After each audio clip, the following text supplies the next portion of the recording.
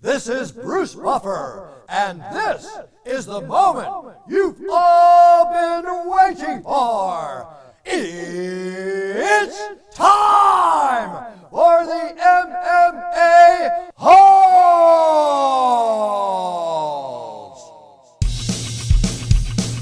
Mixed martial a-holes.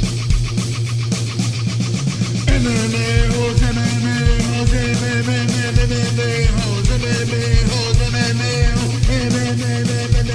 MMA-Holes. You like to be a mixed martial a-hole.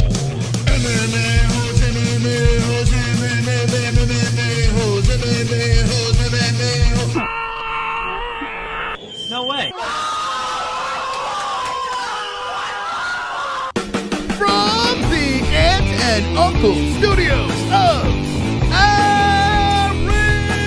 Arizona, Bare Knuckle Fight Week, UFC Fight Week. Stephen A. Smith is Stephen A. Smith. Robin Black will be live with the MMA-Holes. Come on, people, let's go. Round of applause in the chat. We are here. We are live. It's Wednesday night. That's right. We said Bare Knuckle is this week. We'll be covering it Friday night and Saturday. The UFC. We got a bunch of news to get to. Stephen A. Smith is running his mouth. Dustin Poirier also says a third time's a charm. But Jesse. Yesy. How are you tonight? Wonderful, wonderful, Moss. How are you tonight? I am wonderful, wonderful. Wonderful. And the reason why we're so wonderful, wonderful tonight is we have a special guest on the show. Looking very much forward to this guest, Jesse. Are you looking forward to this guest? I'm very much looking forward to this guest. Nice. Ladies and gentlemen, boys and girls, the long-awaited, we should have had this guy on many moons ago, but finally we have the opportunity. The stars line up, and Robin Black is live with the MMA-Holes. Robin, how's it going today? Thanks, guys. Honestly, people have been talking about you guys to me for a long time. I've seen bits and pieces. I've never seen the intro. Holy shit, it's so good. It's so fun. It's like I literally just put this hat on because my hair is really stupid today, but somehow it feels perfect.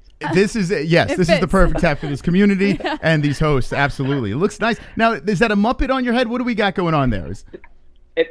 That is Animal.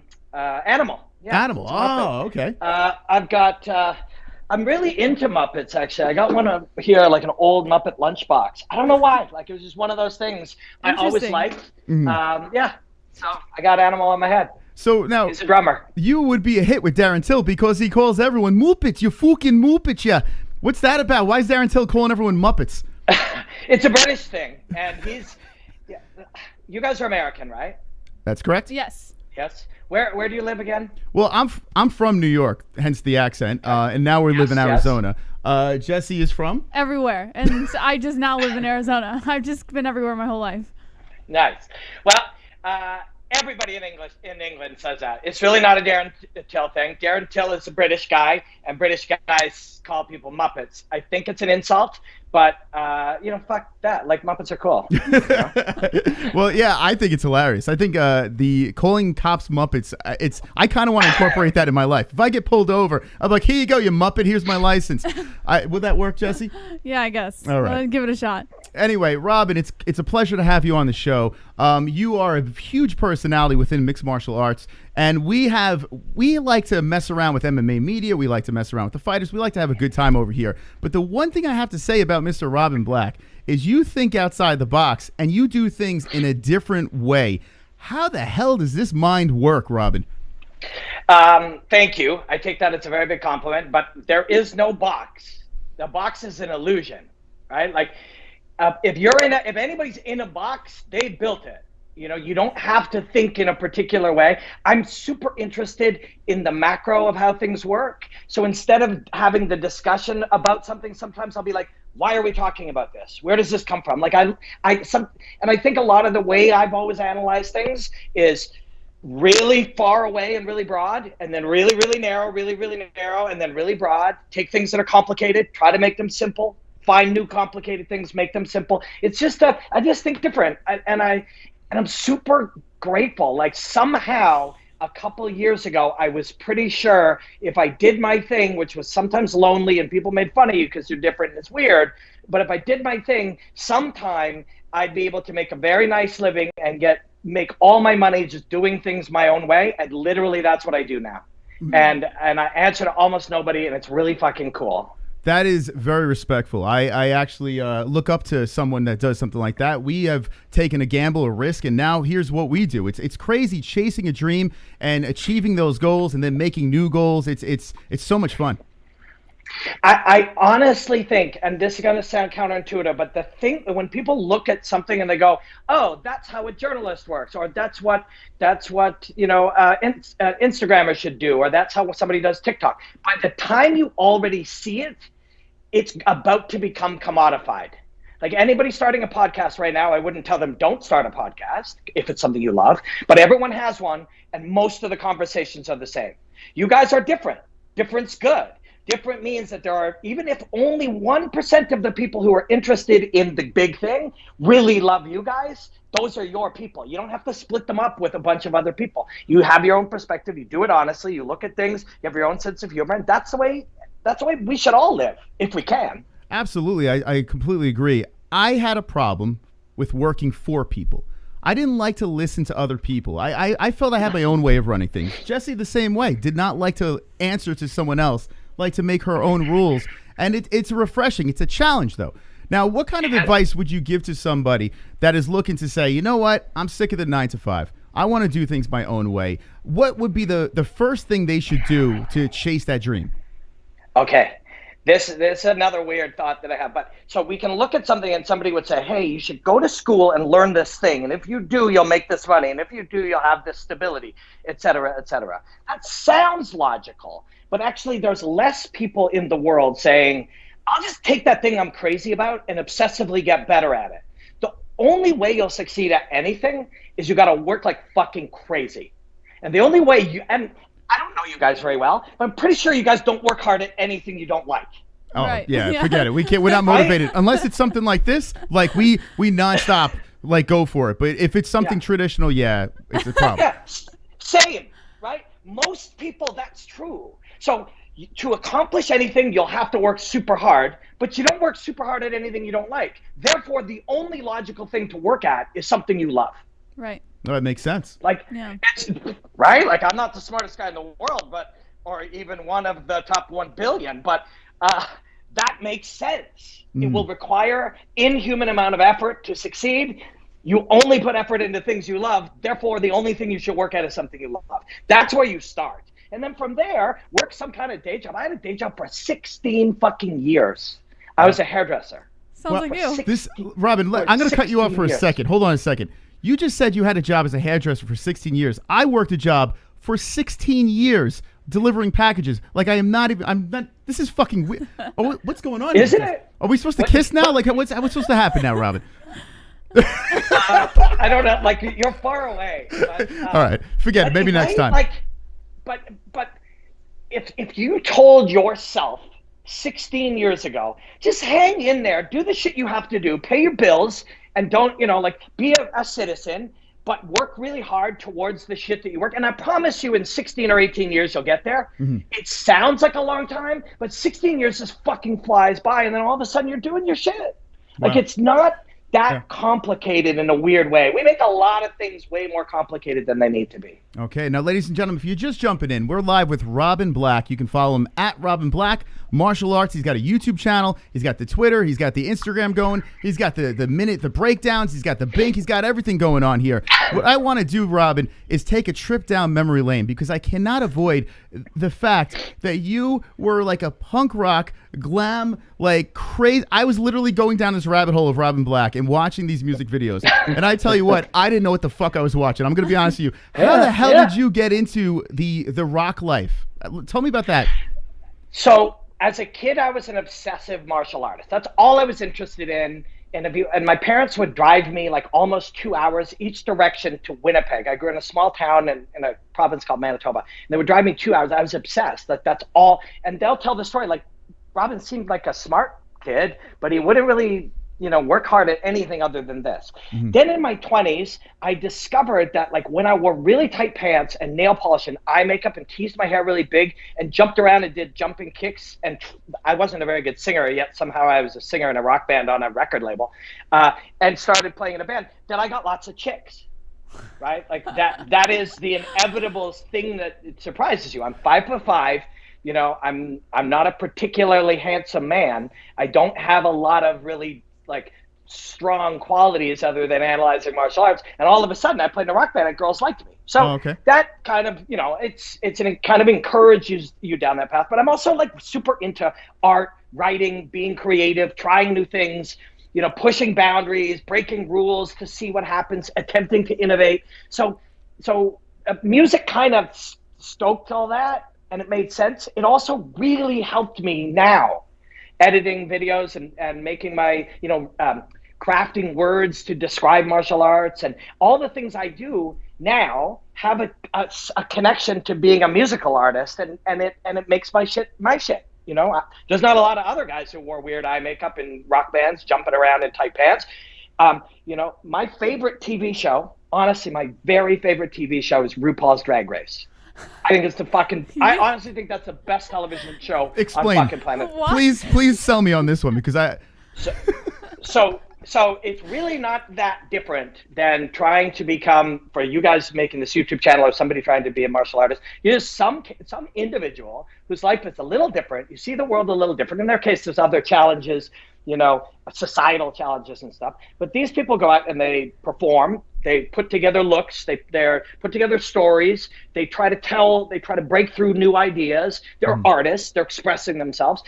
And I know people will think I'm out of my mind, but watching two drag queens perform at the end of RuPaul's Drag Race has a lot fucking more in common with two men or women fighting in a cage than it doesn't have in common with that. It really does. That makes sense in a weird way. I bet you guys didn't know this, but you both worked 16 years at a job that you didn't like. You both were part of a band, and you both like watching two drag queens perform on television. And then we got tattoos. Robin, what's going on? We separated at birth? What's going on here? I think, I mean, we're individual people, but we clearly are finding things that are very connected, right? Yeah. It is I don't know, man. Life is weird, right? Like, you got to kind of let it all happen and welcome it all. Like, I didn't know you guys 15 minutes ago, and now I do. That's super cool. Yeah, it's the beauty of the internet, for sure. Like, we've known. So I'm going to tell you how I found out about you. This is how I got introduced to Robin Black. I was going around on YouTube, looking around here, and you had a show, an MMA show with a gentleman, a bald guy. I don't know his name. John Ramdeen. Yes. And everything was going great. You had this whole persona. You would dress very nicely. Show was going fantastic. And then boom, next thing you know, it's over. And now here you are trying to regroup and rebrand yourself in this whole thing. And I remember I latched onto you watching this, just wanting to see how you would bounce back. Like, it was fascinating to me because I always like success stories and seeing how people go from rock bottom right back up to the top. And literally, I watched you on the internet just soar back to the top and do your thing. Ups and downs. So the Instagram, where you got the problem with showing the video on Instagram as well, more recently with the UFC and that getting shut down, you bounce back from that. So I think with me, we are completely different when it comes to our logic and ideas about MMA, but when it comes to actually resiliency, very similar. And I find a lot of inspiration in that with you. I think that's what draws me towards you. And Thank you. That's your body. That's super kind. Your tight pants and your body as well. But anyway, so now we discussed this. So you get into this band, and it's a unique style, right? You have the tight pants, you got the makeup, the whole deal. How long were you in this band for? I think late 90s, although I played in another band before that one, so probably mid 90s. 2002, I made a record that came out in Canada and in Europe. And then I think in 2004, I made a second record with a guy named Bob Ezrin, who produced Pink Floyd The Wall, Kiss Destroyer, like some of the biggest records of all time. And he just loved our shit. He found me compelling, and the band was really good, and he made a record for us. And so that carried probably my first professional fight was in 2007, I think. And I still did a little bit of performing after my first fight. In fact, I fought my first fight the beginning of August of 2007, and I got beat up pretty good. And then 2 days later, I got on a plane and went to tour. I had 2 black eyes and a broken nose and a cut on my eyeball. Part of my face was paralyzed. Wow. And I went and did a whole tour of England like that. But we wore makeup, so I looked ugly and swollen. But the makeup, you couldn't see like exactly what was going on under there. But yeah, right around, you know, fighting has always been, martial arts has always been my deepest passion. I'm upset. I was a gymnast as a little kid and a high diver, then a martial artist. So how the body moves is really, really, really interesting to me since I've been 7 years old. I went to university for 1 year, even studied physical education. Then I realized, like, I fucking hate school. So martial arts was always my thing my whole life. But then that break in the middle, performing in a band, it was almost like it was somewhat successful. So I kind of had to keep doing it. Gotcha. In retrospect, I would have stopped about a year or two earlier. Okay. But once I started sort of deciding I was going to fight, I trained about 16 to 18 hours a week for a year. Wow. And then there was no time to perform anymore. So you started transitioning into like a full-time MMA fighter, where you went pro? Like, how did this work? So you quit the band and you decided, okay, I'm going to try to go pro as a fighter here. I'm going to chase this dream. So actually, it's sort of interesting. There's a lot of good fortune in my life as I look at it. And it's really nice when people ask you things and you get to tell stories and remember them and connect to them. But there's lots of sort of good fortune where things work out, and then a lot of bad fortune and setbacks. Like you said, all of a sudden our whole department was canned from Fight Network, and you know, Dana White offered me a job and a contract in 5 days, and that was 5.5 years ago. And like all these little pieces along the but so I was playing in a band, and then I auditioned with about 50 people that were musicians and people in Canada of about my sort of reach, people in television, you know, reporters, musicians, different characters, for a reality show to be a judge. And this was really early on that. The idea of Simon Cowell and all these things was super early. And I got the gig. Wow. It was called the Much Music VJ Search. And I was me, but my rock me. And I was one of the judges as kids auditioned to get the job of a VJ on TV. Okay. The audience really liked me, and I was like I was popular with the audience, and so Much Music, which is our MTV, said, "Do you want to do a pilot?" And I said, "Yes, I want to fight a man in a cage." Wow. And I pitched them a show. So I made no money whatsoever, but I used that as sort of a way to say, I don't do this anymore. This is what I'm going to do with the rest of my life. And so and the pilot ended up being shown. The series never happened, but by the time we went through that sort of process, I was already living as a full-time fighter. Wow. And then about 18 months later, I took a pro fight. You know, it was an interesting thing. Like, people hated me.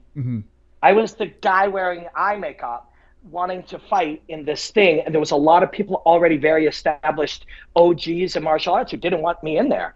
But you take enough beatings, you win a couple, you eventually try to contribute, and eventually people welcome you. And now in Canada, people treat me real nice in fighting. It's crazy. It's some story here. Now, what about parents? Like, what did your parents, I don't know, were your parents, did they stay together? Like, what did they think of your path here? I mean, it seems like you went in a lot of different directions, but you were passionate. So did they support your dreams? My parents are still together. They're old. They live in Edmonton, and we were there for a little bit. My wife and I. She had a gig, so I went and built a little studio in Edmonton, so I got to see them a lot. They were very encouraging of hard work. They were very encouraging of passion, but they weren't they didn't understand art. My grandfather, he's passed, but he could spell one word, and that word was his name, and his name was Ed.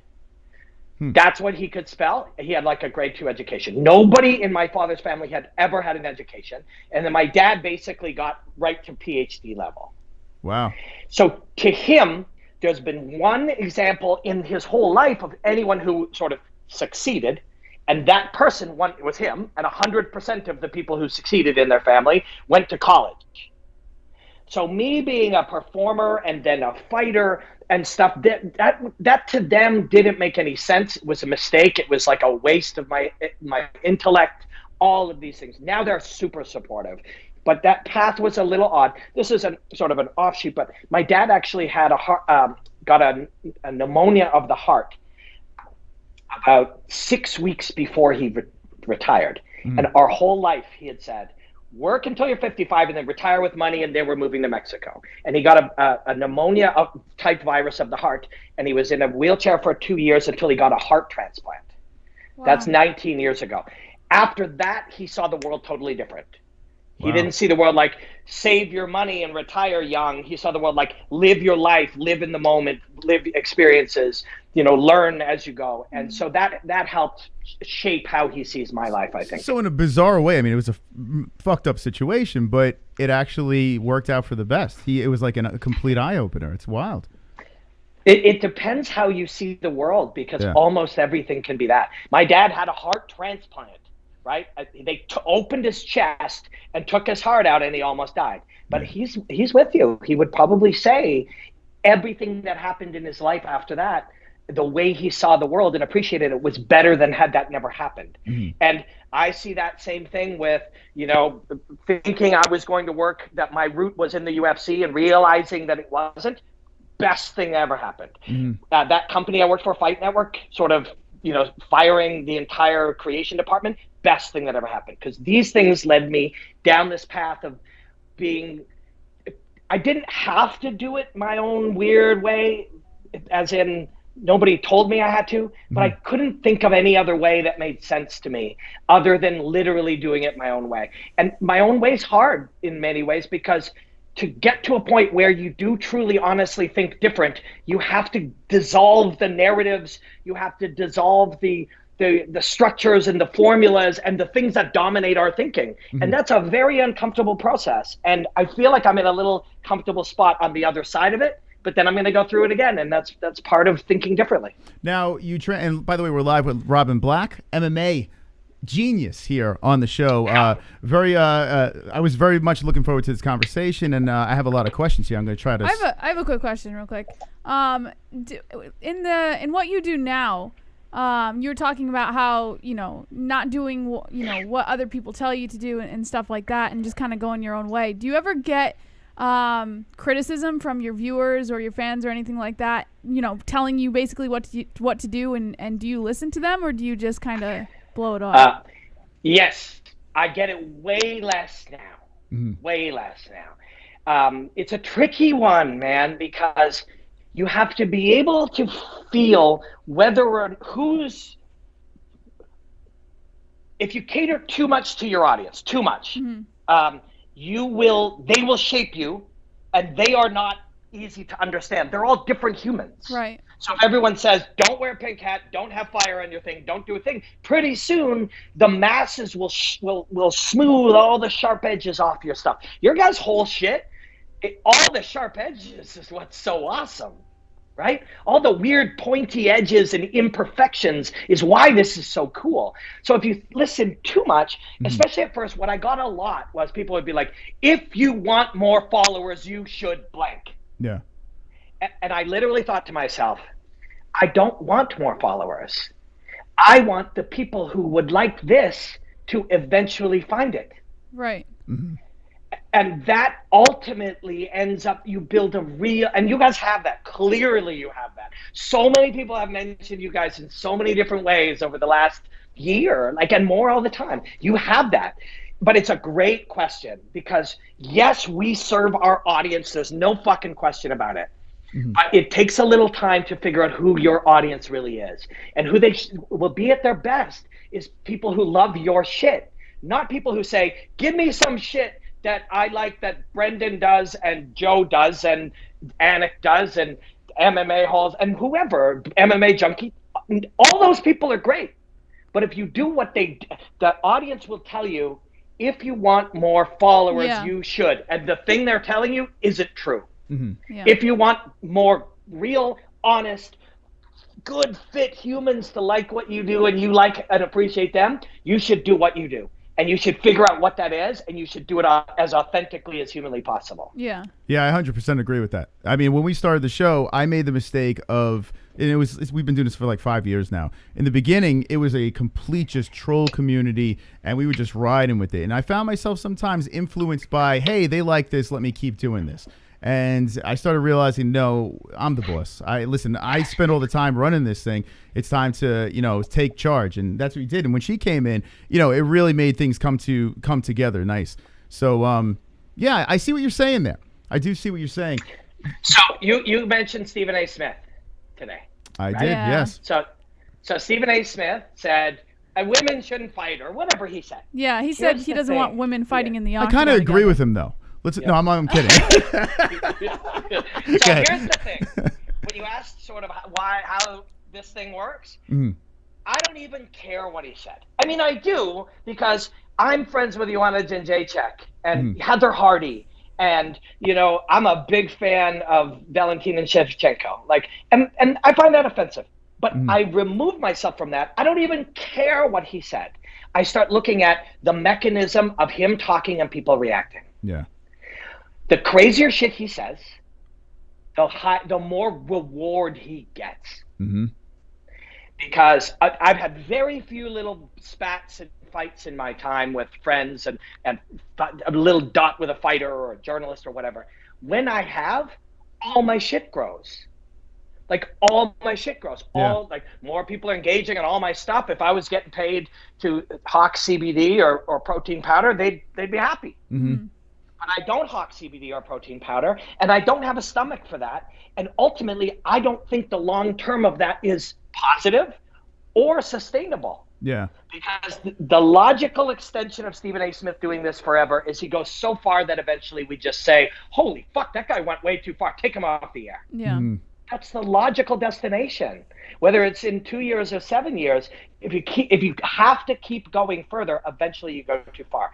And you have to keep doing. If you break news, you got to break news every day. If you create conflict and controversy and debate and fights, you got to do every day. And you got to do bigger ones all the time. And I don't think that's sustainable, and it would not make me happy. In fact, when I have done it in brief moments, it's made me very unhappy and very uncomfortable. Do you think it's inevitable? So I go the other way. Do you think it's inevitable, though it's a guy like Stephen A. Smith? Do you think that he's all in now? So it's basically he's got to keep on shocking people. Do you think eventually he's going to hit a wall? They usually do. Yeah. I have a friend named Dean Blundell, and Dean was on the radio here, and literally he was the biggest thing on morning radio for 8 years. And then one day they took him off because he went too far. It's usually what happens. Yeah. It's, also the world changes. There's some shit people said 7 years ago that right now, if you said it, you're fucked. Oh yeah. Because we change. We the world change. We're like, hey, wait, that's not cool. You're a racist, or you're fucking you hate somebody. We're not okay with that. Maybe that was something people accepted in 2013. So eventually, when you keep pushing that envelope, inevitably you go too far and you're fucked. But even if that wasn't true, if everybody's going that way, I'm making a really good living right now, and I'm doing really cool shit, and I have a lot of cool partners, and lots of people like my stuff, and I'm not doing any of that. And it's mostly, I think, the more of that's happening in the world, the more successful you'll be being not doing that. But I think most people see it and think that's what you should do. I see 2 years later and say, as soon as that's dead, what should we be working on now that's in line with what the MMA-Holes love or Robin Black loves? What can we do now that's a little harder, but in 2023, the world and us will meet in 2023 and it'll work. Yeah. That's how I think. Well, let me ask you a question here. I got to cut you off for a second. You're very long-winded. Sure. Yes, I am. It's all right. I got to ask you a question about Megan Anderson. Because we went down this road. That's exactly where I was going to go. There? Yeah. All right, because we both have an opinion on the Megan Anderson situation. I'm not sure if you're familiar with what's going on Twitter. Megan Anderson calls out Casey Kenny. Yeah. Casey Kenny was on Sugar Sean O'Malley's show, and he made a statement. Maybe you could paraphrase it a little bit better. Well, he didn't initiate the statement. Someone else on the show asked him, basically, would you smash Megan Anderson? And Casey Kenny responded honestly, and he said no.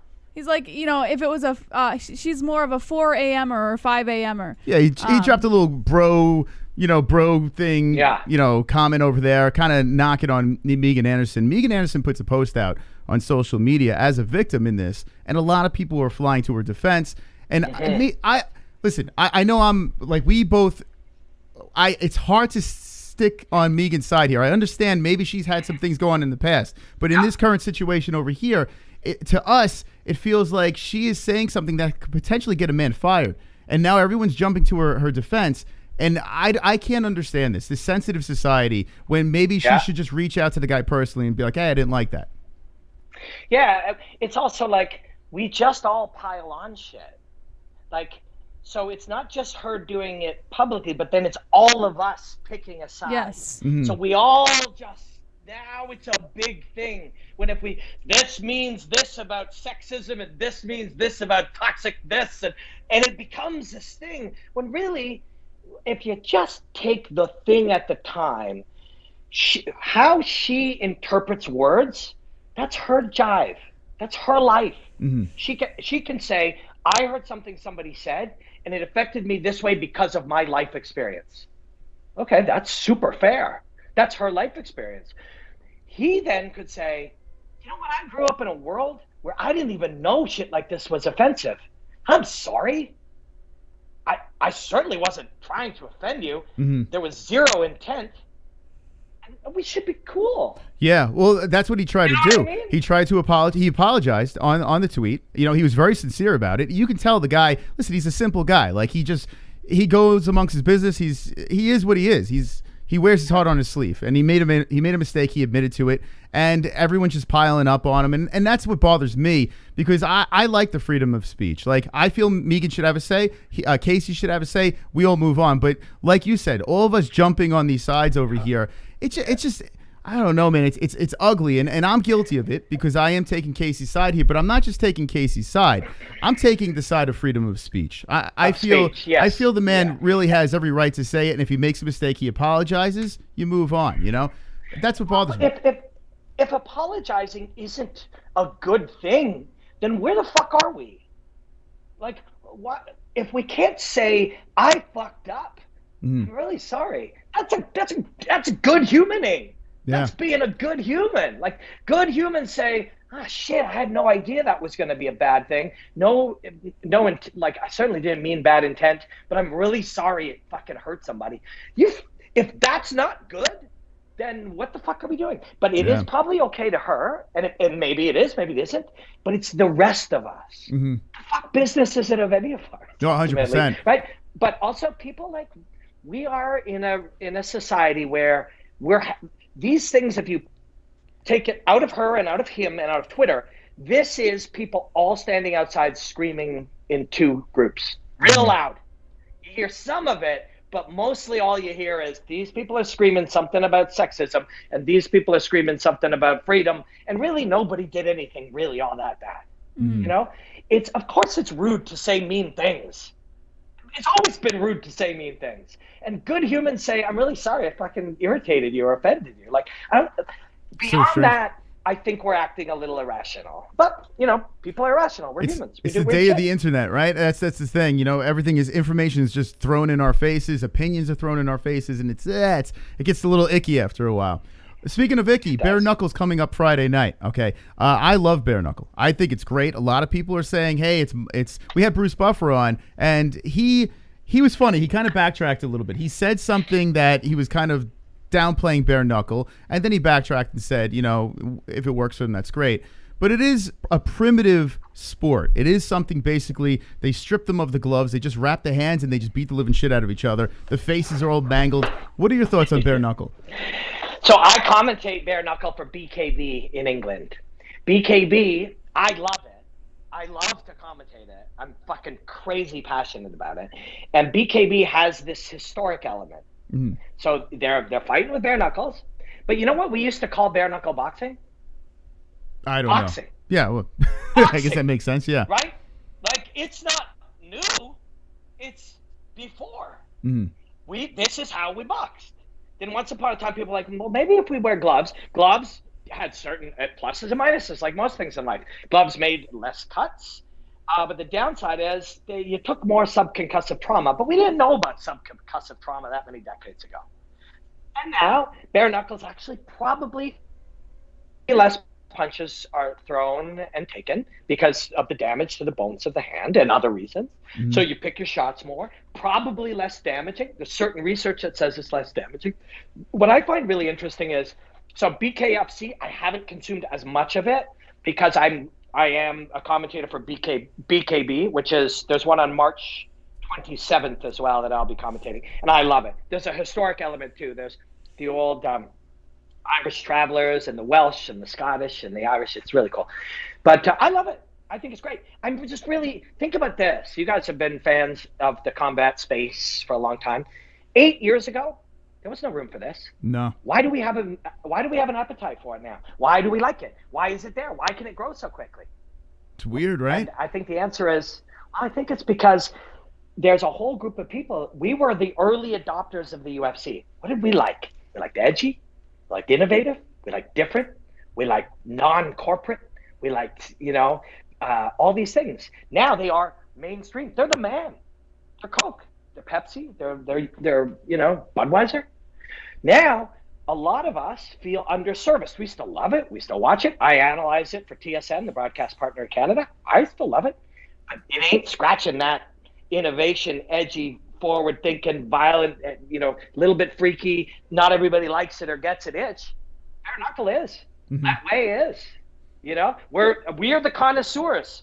And Budweiser's getting a little, we're still going to drink it. We'll still watch it. We still enjoy the UFC. I'm going to try to analyze it for TSN for the next 10 years, and I'm going to love every moment of it. But it doesn't scratch that early adopter itch. Yeah. And bare knuckle does. Yeah, there's something about that instant gratification of bare knuckle. It's like, we're not wasting any time. We're cutting to the chase here. They're going to beat the living shit out of each other. We're going to get a result very quickly here. And that's what I love. I love to strip everything down. Like, I love the ground and pound. I love the strategic, grappling in the UFC, the aspect of the sport. Like, people find Kamaru Usman boring. It drives me nuts that people find him boring. But when it comes to bare knuckle, there's no boring. There's no one can say a bare knuckle fight is boring. Even if it goes to a decision, usually their faces are rearranged.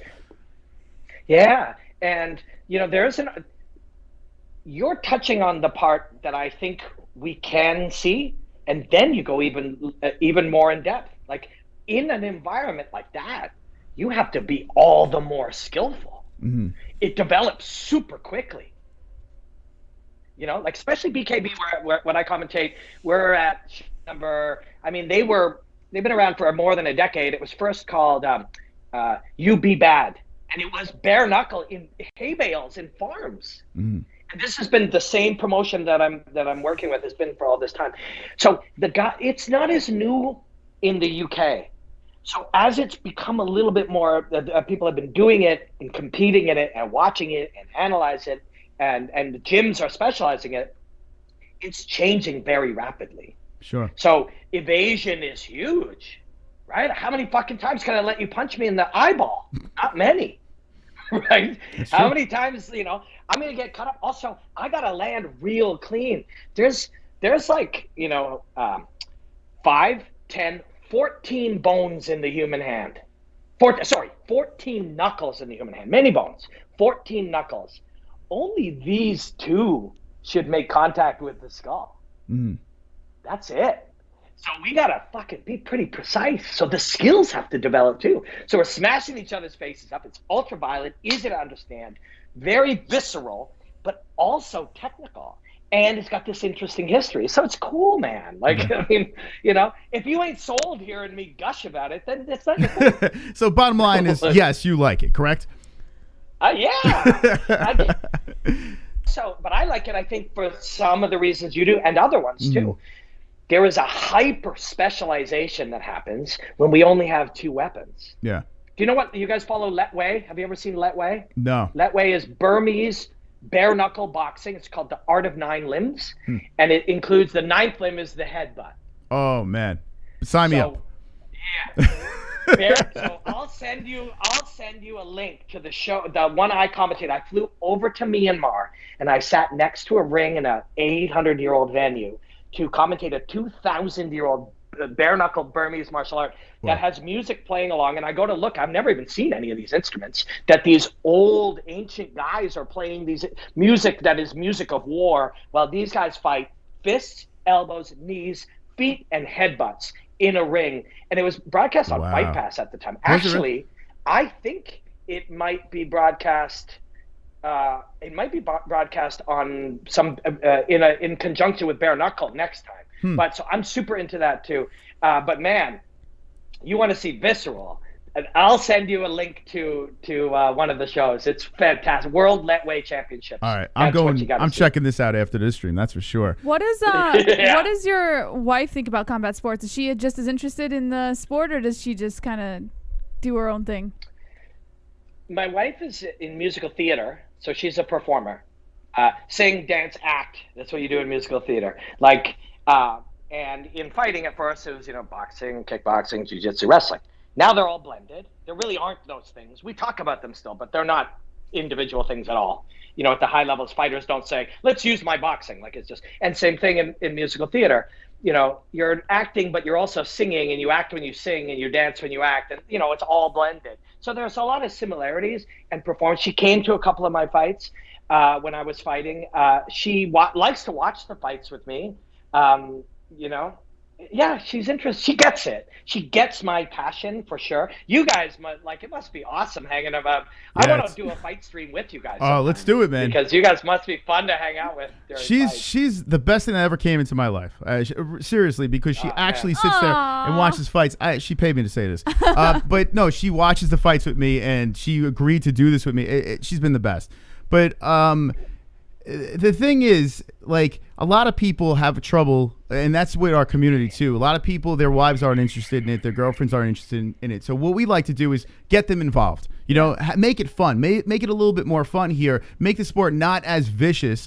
Just add a little humor to it. And we've noticed in our community, we have guys and gals watching the sport more now together as families watching the sport. So it's a great thing. It really is a lot of fun to watch. But Robin, I have to ask this, man. We have to change the subject real quickly here. A lot of people in the chat keep on throwing drugs out there. So let me just get this out of the way. Have you dabbled in drugs? Was drugs a problem coming through the whole rock scene? Because I did read some things here and there. And how did you beat that? Yeah, it was, but it wasn't a defining feature of my life. So some people might get that from Joe Rogan is a very good friend, and he's been a great mentor and just really helped me a great deal. And I've done his podcast, and on the first one, I told him a story about being in California at 20 years old, and this guy who used to play in a glam rock band injected me with heroin, and how that was and I've never done any kind of drug similar since. So some people might reference that.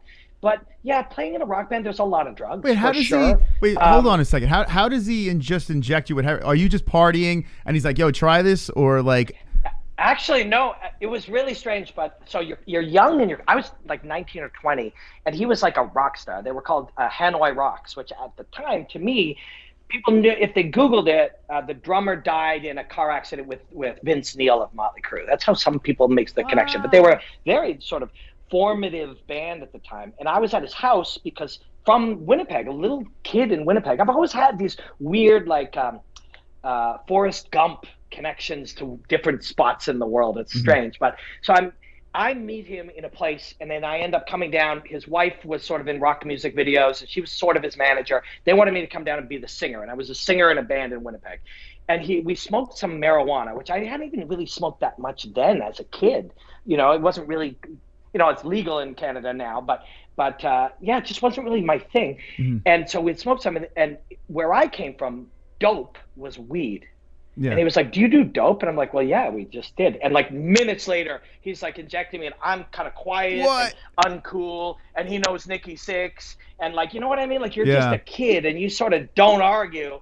And so then a couple of days sort of passed, and then I went home and never returned. But so I told that story on Joe Rogan, so some people might have heard that story. But yeah, when you travel in a rock band, people give you a lot of drugs. Oh, and my God. A lot of, very common, very, very common. And then especially when we were in the UK, we would take a fair amount of sort of this mild speed that they had. and not eat very well and drink a lot of alcohol. So and also now that I think about it, this is also a story from Rogan's podcast, which could be something that people have seen because Joe's so big and sure. reaches Who is this guy, Joe Rogan? So who is Joe Rogan? I haven't. Yes. I'm not sure. Yeah, right. Exactly. Exactly. So I hear about him. Exactly. Yeah. So, but on that first podcast I did with him, I was telling him about how I had a seizure in England. So Wow. from taking drugs, alcohol, bad food, and a lot of sugar, in fact, it was a hypoglycemic seizure. And so after that, that was kind of a big catalyst for me to say, when that thing happened with our TV channel, and they were like, do you want to do a pilot? And I was like, I had then, after that happened, been training a lot of martial arts, getting in shape, getting my shit together. So when that pilot came up, I was like, I know what I want to do. I want to fight a man in a cage. And they look and they're like, the guy who wears blue eye makeup and purple leather pants wants to fight a man in the cage. Yeah, we'll do a pilot on that. So that was part of the path. So when the guy injected you with heroin the first time, I've always heard stories that when even like after the first time, you're constantly chasing that same rush that you got. Did you still want to continue doing heroin after that, or did you just like? Well, that's where the story goes. For 2 days, I'm on drugs. Like he continues. I just stay in the house, and 2 days go by, and then ultimately I get on a plane and go home and think to myself. And once I feel sick, and I'm like 20, so this is like 30 years ago. And you get home and you're sick, and you feel sick, and then once you kind of get through that, you're like, I will make the decision to never do that again. Now, later in a band, you're trying all these other things, but I always avoided that one from that experience. That's but nuts. Now I'll drink alcohol while chatting with you guys. Sure. But I don't really, drugs don't have any place in my life now. I travel and I analyze. I do what I love. I'm married to my best friend. I mean, I don't even really smoke pot, although it's legal, and I'm a supporter of it, and I support people who do. I find it, for a lot of people, is very beneficial. There's just no place in my life for that. So now you did do. Nor is there any interest. You did do the Joe Rogan podcast multiple times. I mean, listen, yeah, he's a megastar, absolutely. How did you run into Joe Rogan? How'd you link up with him? Yeah, honestly, like one day, this is so weird. I was working the show that you used to see, that you mentioned, where I was with John Ramdeen on Fight Network. I was doing a lot of analysis work in like 2000, literally 12 or 13, like OG, like standing on a TV with a pointer with arrows and circles and shit. 9 years ago, doing that analysis. There was a couple. There were videos being made by a guy at the time, and the OGs around at that time. There was a guy named BJJ Scout, or a woman, I don't know, I never met them. BJJ Scout, who made some videos, not like that. And then there was a guy named Jack Slack, who's still around doing badass analysis of boxing primarily. And there was a kid named Lawrence Kenshin, who's a very good friend, who was coming up. This is all around 2013, but there was nobody else. No, the UFC thought that was nonsense.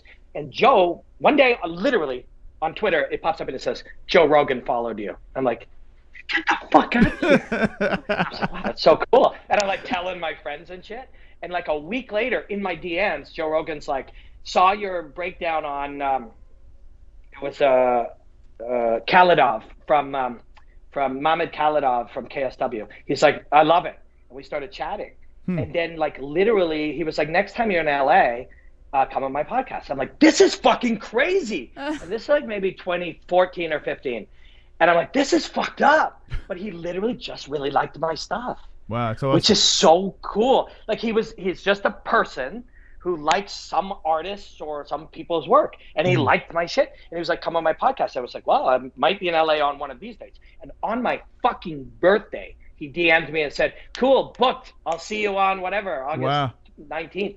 And I went down. And then when shit was happening at Fight Network, then when we were done, he said, hey man, take my phone number. And I'm like, are you fucking, Joe Rogan's gonna give me his phone number? That's so fucking cool. Plus he got me an Uber, and I'd never even heard of Uber at the time. And then like, I don't know, 4, 5, 6 months later, I'm still doing work every day and putting out stuff, and I guess he's watching it. I literally texted him because I was under pressure with the job at Fight Network, and I was like, I don't know what to do, man. Can I ask some advice? And like fucking 8 minutes later, Joe Rogan calls me, and he's like, hey man, how can I help? Wow. That's awesome. So I tell him, and he says, well, does Dana know your work? And I said, well, I only met him once. He goes, hey, listen, this is my email. Send me like 4 or 5 of your favorite pieces. I'm like, okay. Like 30 minutes, not even, 25 minutes later, Joe texts me and he says, send Dana your stuff. He's freaking out. He asked for your phone number, so I gave it to him. I'm like, what the fuck? And then on Monday, the vice president of the UFC calls me after that and says, come down to next time you're in Vegas or LA, let's meet. You know, it's a good time to bring you on. I'm like, holy fuck. And my wife kept saying, Broadway's calling, because in her business, that would be equivalent. The UFC is calling. Jazz hands. It's like Broadway's calling. Yeah, jazz hands. So I go to Vegas and we talk, and we're like, I'm acting out shit, and Dana's asking me about Holly Holm versus Ronda Rousey, and I'm explaining to him, Holly Holm's been playing this game, range management, this idea, this wasn't a thing. But at the time, there was a few, gyms that I was in and stuff. It certainly wasn't a public thing. It wasn't talked about. There's no such language existed in fighting. But this was the game that Holly Holm was playing, of trying to create space. And then when Ronda came in, you don't have to defend a takedown. If she can't get a grip of you, if you can maximize space, eventually you can kick her in the head. I explained this to Dana White, and he says, okay, bro, this is what we're going to do. We're going to move you to LA, you and your wife to LA. You're going to be on UFC, what was the thing? It was on Fox, UFC Tonight or whatever, every week. And we're going to use you on our pre and our post shows for your breakdown. Welcome aboard, man. We need more passionate people like you. Craig, introduce him to Lorenzo. They bring me into Lorenzo's office. Lorenzo's fucking jacked. Yeah. And he says, this is Robin. He's going to be like a new primary talent that we're using. He does analysis, and Lorenzo's like, well, welcome aboard, it's great to meet you. I'm like, this is fucking crazy. I call all my friends, and they say you'll have a contract in 4 days. Wow. I call all my friends, holy fuck, I'm moving to LA, I can't believe it, I'm going to work for the UFC. I go home, and that was 5 years ago. I still don't have the contract. The long and the short of it is, most of these things are structured around all kinds of business shit that most of us don't understand. Yeah. And they called me about a week later, and they were like, the guy at Fox, George Greenberg, is a big fan of yours. He was the head of Fox. He now runs the PFL, and we're in touch, and he really likes my work. And if I wasn't doing a lot of cool stuff for Bellator, I would probably, I might be doing stuff for them. Who knows? There's always shit change all the time. So, but he was bringing me down. He was moving out in those 4 days. So then they gave me a different kind of smaller deal that over time was a bad fit. I was a bad fit. I'm too experimental, too outside the box. Mm-hmm. And they like structure, formula. They like their Is that what they said to you? They told you? It was never so specific, but that's the way it started to take shape. Yeah. Like I kept getting feedback, say this, do it this way, don't do that thing, And I mean, I don't want to talk shit. Like Anik is a good friend. Rogan, like these guys are good friends. I love Dominic Cruz. But you notice if you watch their shit enough, it's pretty much there's a lot of structure. Sure. It has to be done a particular way. You said earlier, like, I don't do well with bosses, and I'm the same. Mm-hmm. I want to do my shit weird. I want to do my shit outside. I want to push it to the limits. I want to explore it from different ways. I also think what people say, there's hardcores and casuals. They're like, oh, we got to cater to the casual fan. But that's why bare knuckle's big now. Mm-hmm. That's why these other sports are big, because you've been so busy catering to this imaginary fan that the high, the connoisseurs are underfed. Mm-hmm. So anyways, and it was a perfect scenario for me. That experience was perfect, because then you knew what you liked and you knew where you fit. So Bellator is a great fit. TSN lets me analyze the UFC without being in their machine, and I get to do all these other things. Bellator, like, it's all super creative shit all the time with really cool, young, innovative people. So I couldn't be happier. That's great, man. How you basically bounce around everywhere. Here you are with Bellator. You got a great gig there. I'm happy for you, Robin. We have I know we have limited time here, so if you have a couple more minutes, maybe Jesse could rattle off a couple of questions from the community section. Oh yeah, I got 6 minutes. Let's do it. All right, here we go. Rapid fire stuff from Jesse in the community. All right, do you really enjoy the hostilities? I enjoy the hostilities all day, every day, for real. Okay. Are you sad that Screech died? Yes. That's a really good question. That's a really, really good question. I didn't know the man. He had a thick hog. He had a weird. Yeah. Did he? Yeah. Did he do I mean, so what I hear, I mean, I don't know. Not like I've seen it, but I hear it was pretty big. Yeah. So, I mean, that was an upside for him, right? Yeah. Maybe, unless that was a downside. There's some downsides to everything. He died even because thick too much hogs, blood was going I'm to his sure. hog. Maybe so. But he did it his way. Oh, shit, guys. I gotta go. All right. No worries, Robin. Thank you for coming.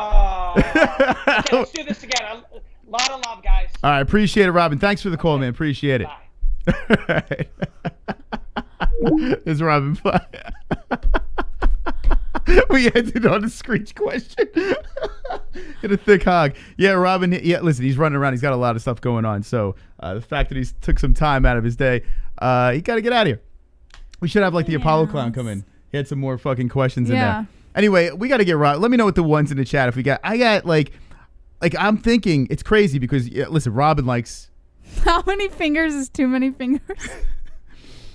Yeah, we missed that question, unfortunately.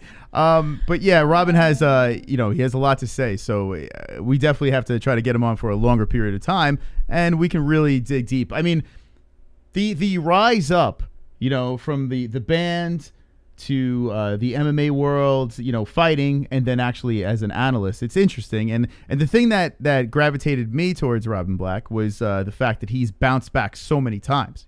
Whether you like or dislike him, whether you agree or disagree with him, that's a whole nother story. Like, I disagree with a lot of things he says. I'm sure he disagrees with a lot of things I say.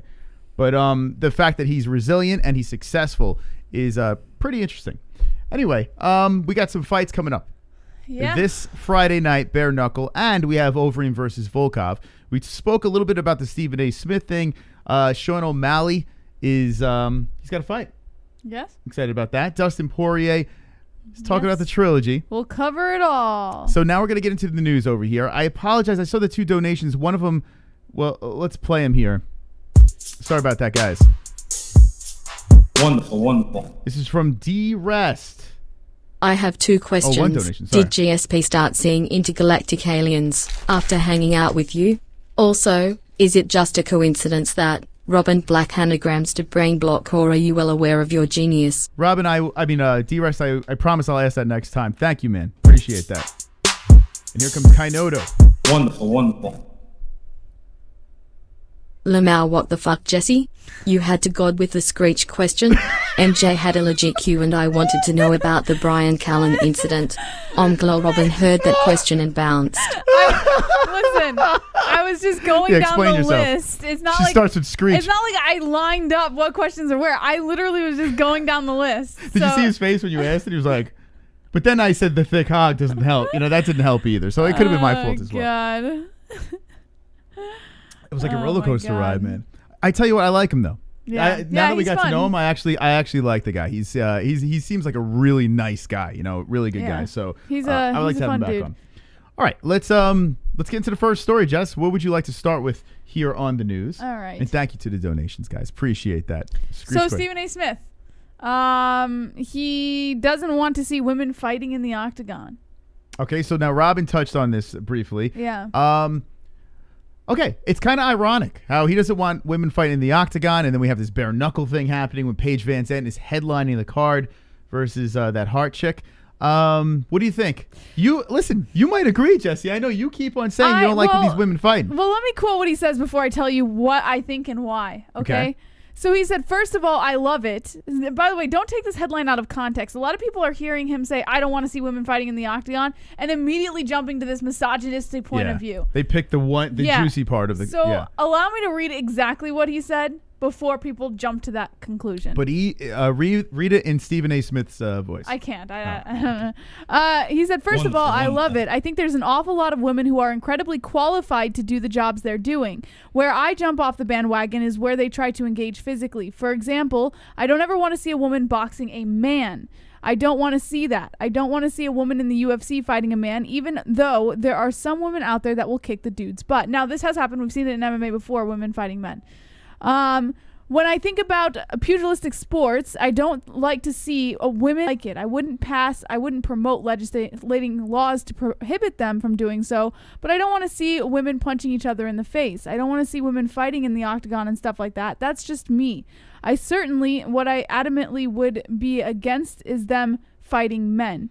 I don't think it's cool. I'm not a proponent of that. Plus, you don't ever want to give men a license to believe that it's all right to be physical with a woman. To be quite honest with you, you don't want to do that. So his main point here was that he mainly doesn't want to see women fighting men, which we have seen. Isn't it funny? Come on, there we go.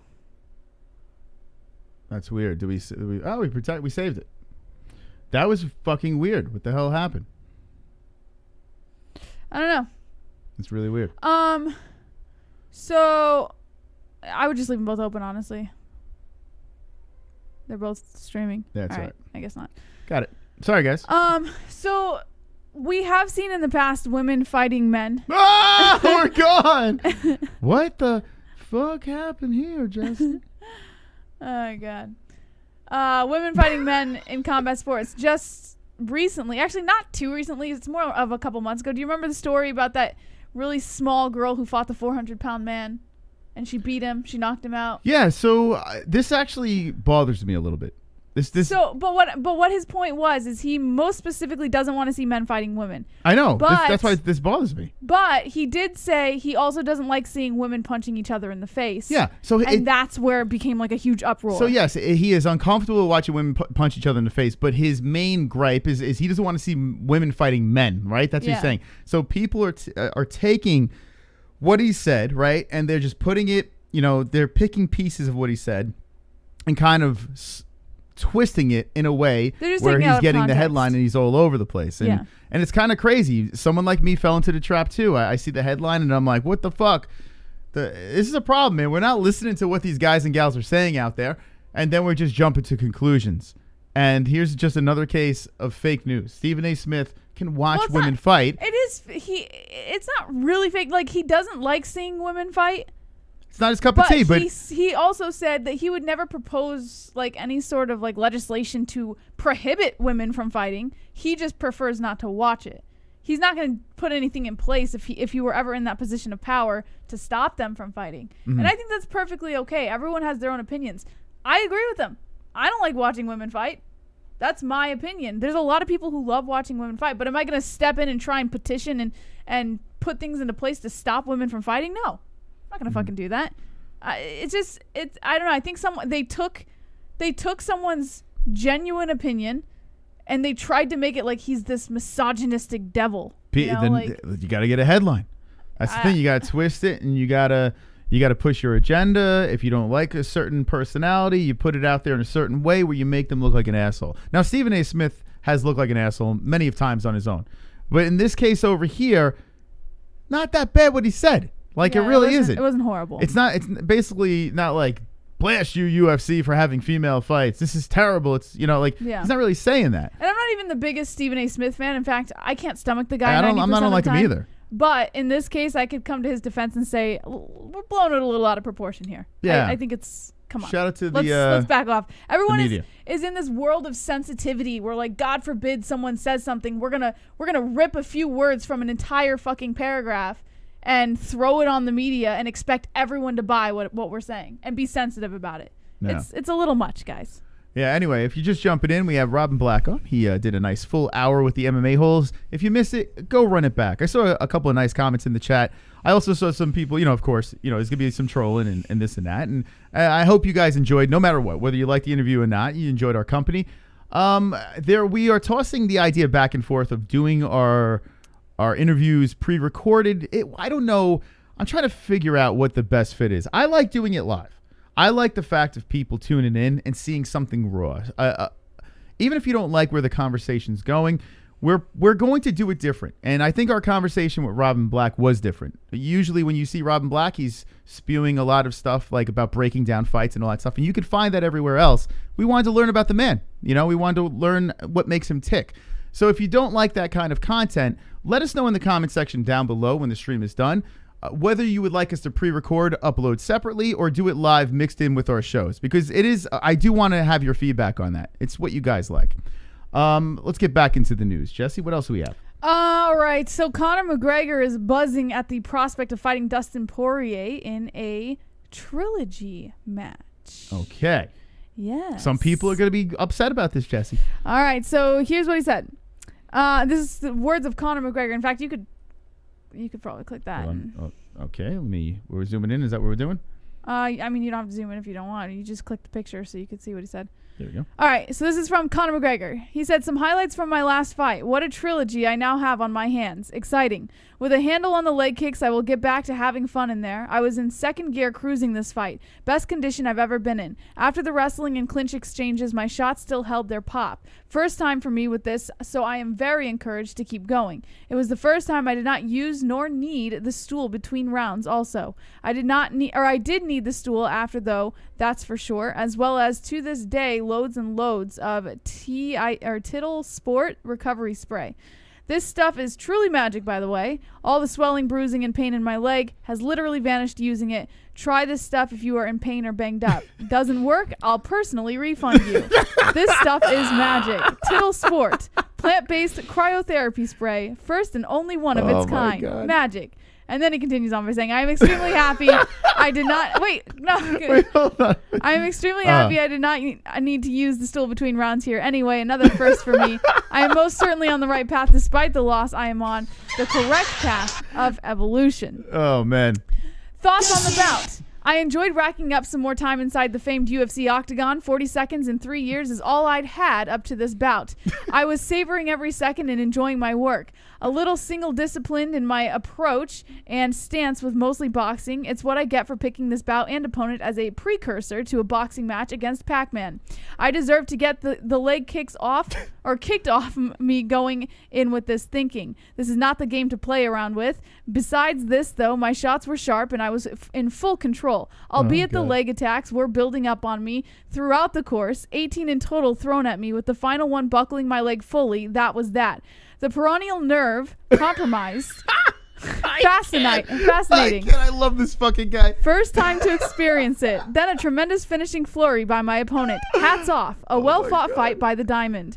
One a piece, now with a trilogy bout for all the marbles. Wow. Exciting. Not a trilogy I was expecting, nor the tactical affair I was anticipating, but I'd be lying if I said this wasn't meant to be. This is exactly how this was always meant to be. Oh, this is buzzing. great. This is so great, man. Listen, say what you will. I understand there are people that are livid by those statements over there. Conor McGregor's a master troll. He is a legit fucking troll. He's a salesman, he's a troll, and he's lobbying for a trilogy fight. So whether you like or hate how he's going about trying to get this fight, that's up to you. To me, personally, I think it's fucking funny, man. I really do. It's what he said there is so fucking ridiculous. And if you take it serious, you need your head examined. There's nothing serious there. The guy is literally being a salesman. That's all he's doing over there. He's trolling and just trying to get that fight. Dustin Poirier is eating it up. He put it out on Twitter, the whole trilogy thing. People are flipping out. You know the UFC is going to go for this. Now, I said I'd rather see the Nate Diaz fight, right? But let me tell you this. I don't give a fuck anymore. I really don't. And I can see it when I see guys like Dustin Poirier saying whatever about the belt, and it is, I'll fight this, I'll fight that. What it comes down to with me now is I do like to see good title fights. I like to see them respect the rankings. But in certain situations, I kind of don't care. The true 155-pound champion is Khabib Nurmagomedov. He is in limbo. I don't even know if they stripped him yet. We have no fucking idea. So when you look at the 155-pound weight class, it's going to be a circus for a while. So what do we have to see? We have to see good fights. And to me, it is very interesting to see how does Conor McGregor bounce back. I know a lot of people don't give a fuck. They don't think he deserves it. But there is a part of me that would like to say, okay, let's give this man the benefit of the doubt. What in the holy hell is he going to do to beat Dustin Poirier? Because on that night, he looked like trash. I think he won the first round. I really do. I don't know what the scores were. Yeah, but I agree. He won the first I think round. he won the first round. Some people say Dustin won. I think he won the first round. Who said Dustin won the first round? There were actual people out there that are saying that Dustin won the first round. Yeah, that's ridiculous. Regardless of the fact, I think Conor did win the first round, and I think people are forgetting that, but doesn't matter. Conor lost the fight. He got knocked out. So what I want to see is how does he bounce back. He's done it before. He's bounced back before. We've seen it. And not only has he bounced back before to get a rematch fight, get the win back, he also went from there to get a belt. We've seen that happen already. Now, he is skipping the line, but what is the line? Think about this. What is the where do we all stand at 155? It is a mishmash. You have a guy in there from Bellator that has one UFC fight. You have Justin Gaethje losing to Khabib, Poirier losing to Khabib, McGregor losing to Khabib. You have Oliveira charging up. He beats a guy that everyone says is done in Tony Ferguson. And then if you really look at Oliveira, you think, who the fuck did he really beat? It's a mishmash. It's a mess. So let's just see the best fights. Is Poirier Conor the trilogy the best fight? Maybe not. Maybe it is. I don't know. But all I got to say is I just want to see people fight. So I'm good. UFC, put whatever the fuck you want together. I'm going to watch. I want to watch any of these guys fight. I want to watch Gaethje. I want to watch Oliveira. I want to watch Diaz. I want to watch Poirier. I want to watch I want to see Khabib come back. I want to see it all. So I'm good. What are your thoughts on this, Chess? How do you follow that? You can't. You just can't. It's the truth, man. I like that Conor McGregor's buzzing about this. I like that he's really lobbying for it. I like the idea of a trilogy. I don't think it should be for a title, but Dustin Poirier seems to be pretty on board with it. And at the end of the day, whatever they want is really what's going to happen. I mean, and we're just going to have to be okay with it. So as much as I would like to see Dustin Poirier fight someone else for the title and then see the trilogy with Conor down the road, I don't think that's what we're going to see, and I'm just going to have to be okay with whatever happens. Let's all pump the brakes. Let's, as MMA fans, and if you hate Conor, keep on throwing shade at Conor. That's fine. I have no problem with that. You know, make all the jokes you want to make. He lost, and he got his ass beat. Let's be honest. He got his ass beat in the last fight. Can we all just have fun now with 155? We have some serious matchups that would be, all of them are fun. We don't know what the hell is going on with the belt. Let's let it work itself out. Let's just sit back and enjoy some good fights. If they put Gaethje versus Chandler, I mean, God, how good is that freaking fight? Oliveira versus any of these guys. How great. Seeing a trilogy with Dustin Poirier and Conor, they both knocked each other out. I'm in. Diaz, throw him in the mix with one of these guys. I'm in. You know, so I'm fired up to see how this all works out. And then once we get some normalcy again, once we finally know what the hell is going on with this Khabib situation, we'll talk about a belt. Let's see what the chat says. Lewis says, why people say Charles is the #1 contender. He just beat Ferguson.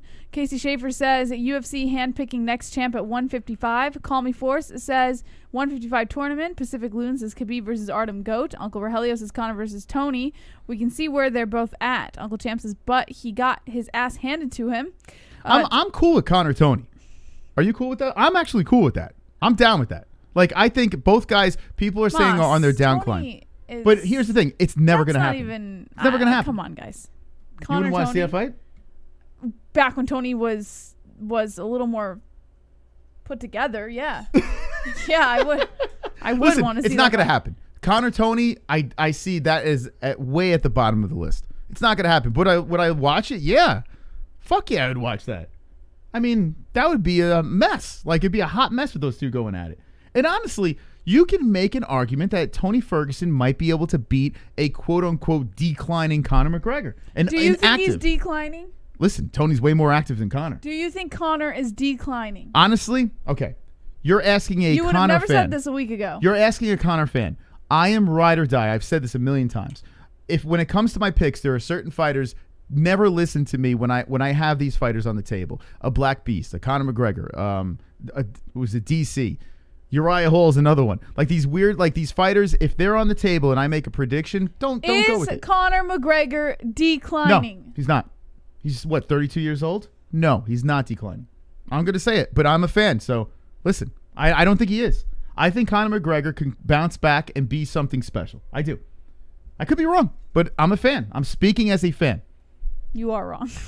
He is declining. But listen, I then if like, he is, then he should fight Tony Ferguson. But I don't think he's declining as fast as Tony Ferguson. Honestly, I think Tony Ferguson is I don't know what has gone on with this guy.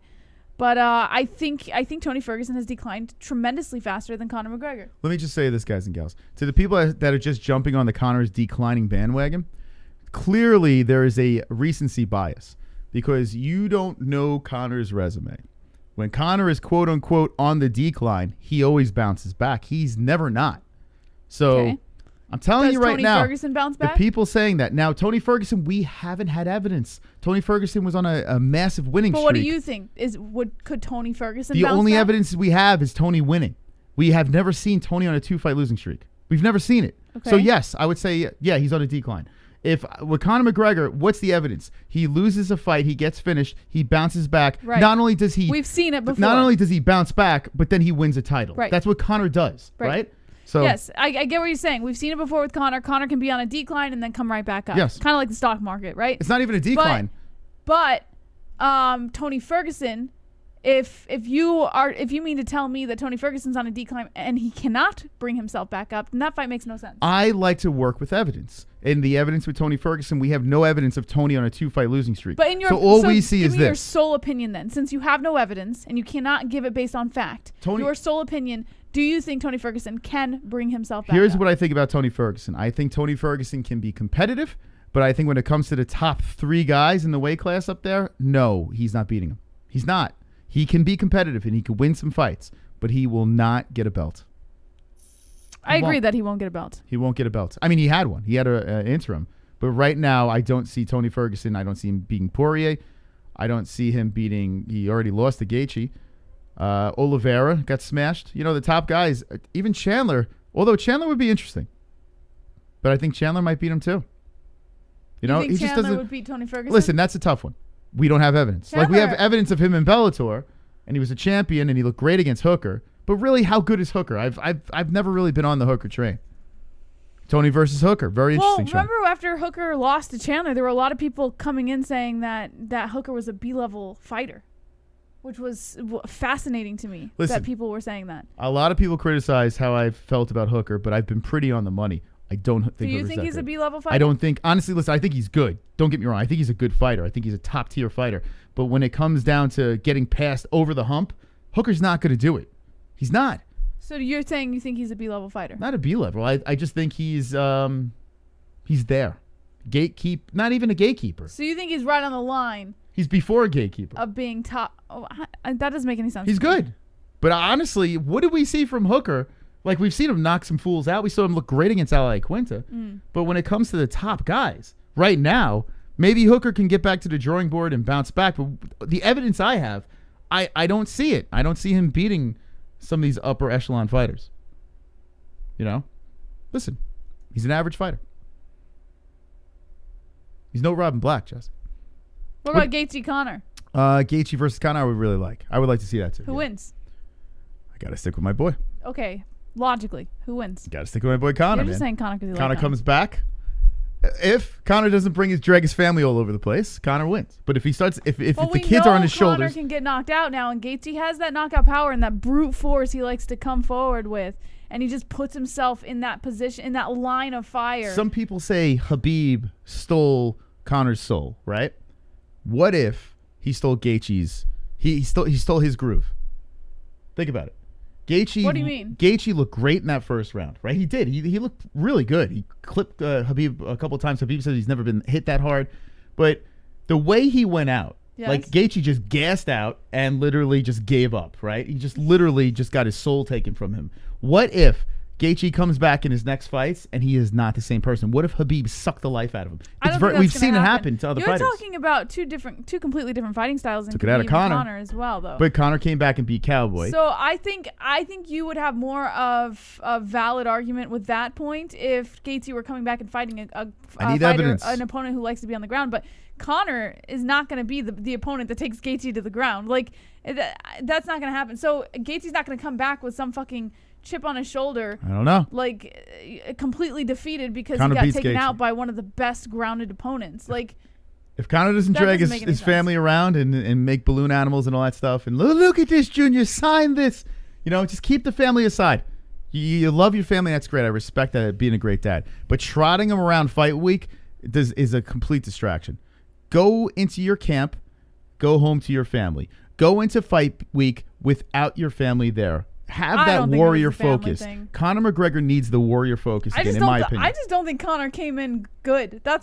He was in great shape. You can say all the reasons why you think he lost. At the end of the day, he wasn't as prepared as he thought. Some say it's the calf kick. I say the calf kick is a part. I say the bigger part was before the fight. I think Conor, honestly, we all thought that Conor got, into the Poirier head again. Like he started doing things to kind of tactically get into Poirier's head. But when I saw him in the cage, I said it live on Fight Night. When I saw him in the cage and he went like this, right before he lifted his arms out to the side, there was a different Conor.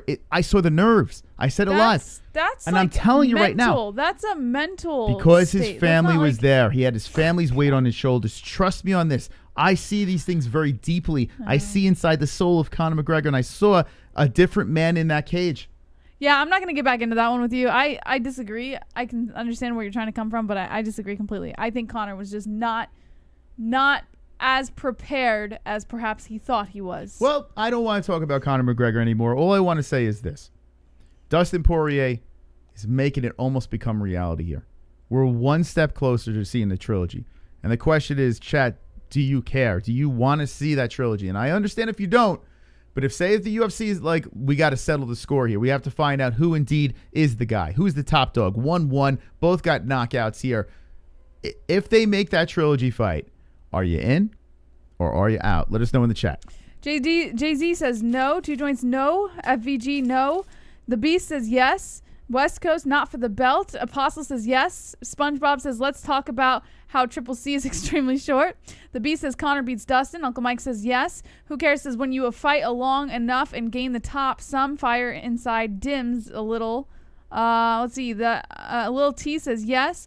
Call Me Force, absolutely. Incognito for the belt. Jonathan Hartline says, show me the fucking trilogy. Ken C says 29 and Chandler. Kevin Underwood says nah. Oliver Barnaby says yes. Nicholas Walker, yes. Alan Booning says in. Let's see. Pacific Loon says, who's next for Gaethje? Sponge Boy Me Bob says, well, it's funny. Keeping it real with Sean Rosa says, Fook, yes. Nadir says, Connie versus Mighty Mouse. John Hart with the Conor.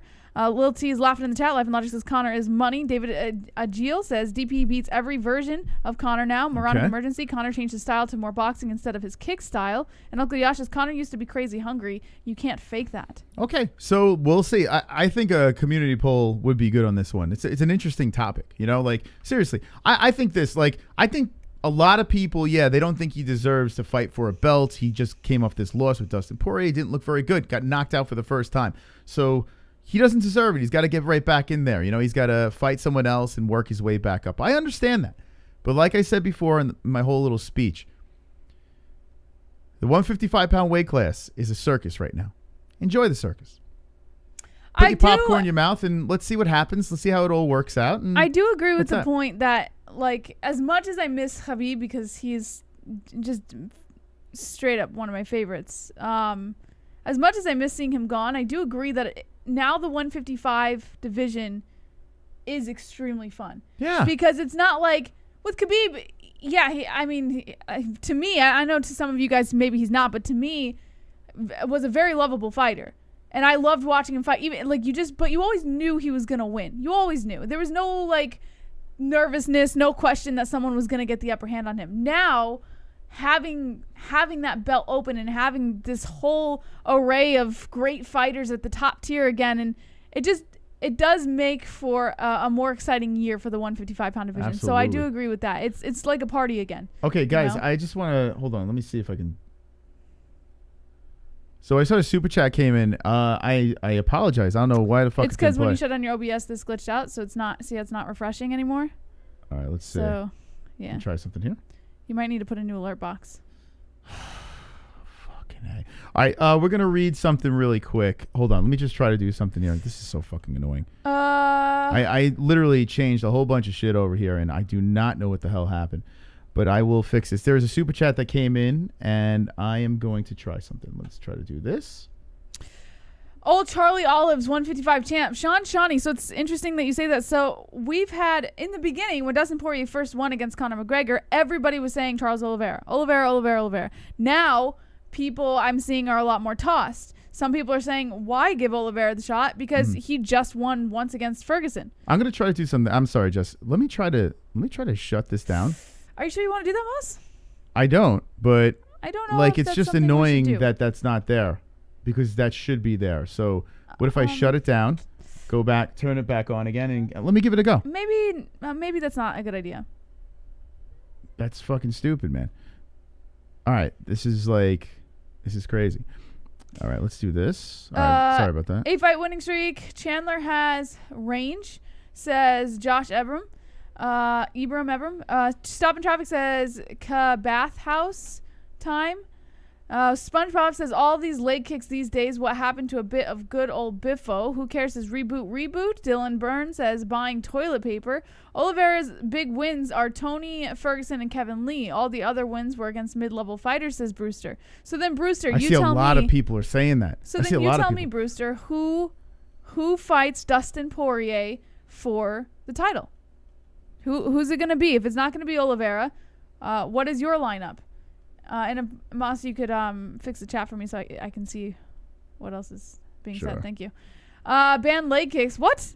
Don't ban leg. Are you crazy? Well, the Conor fans like ban the leg kicks. Chandler won't get a fight until someone has the belt, and UFC forces them to fight Chandler. So I agree with you to an extent, but I think that if people are going to continue to push off certain fights, for example, Oliveira, who pushed off a second fight just recently on short notice because he didn't want, not because he couldn't wait for the fight, but because he just wants the title shot. I think the UFC is going to look at that and take it as being a little privileged, and they might actually push Chandler to be the next guy. So we'll see. Let me try something here. Look at the way Charles won. That's why. Are you saying that's why he should deserve the title? Charles won against Ferguson. He looked fantastic, but people are arguing that Ferguson was on a decline. Hooker almost TKO'd Dustin in the second round of their fight. Dustin squeaked that one out. Be honest. Dustin squeaked that one out. Wow. Yeah, he had a rough first 2 rounds. And thank you, FVGC454SS, for the super chat. Sorry that it took so long to get through. It was 12 days notice for Chandler, says West Coast. Life and Logic says Conor is not done, y'all. Sean Hart says true. Oliver's wins belts, says Tough Thomas. So, yeah, I think there's a pretty tossed demographic of people who think that it's, supposed to be Oliveira, and then people who think that Oliveira doesn't deserve it. Can you read my paragraph, Jesus? No, because it's a paragraph and there's a lot of comments. So if you write your opinions shorter, then yeah, I'd be happy to read them.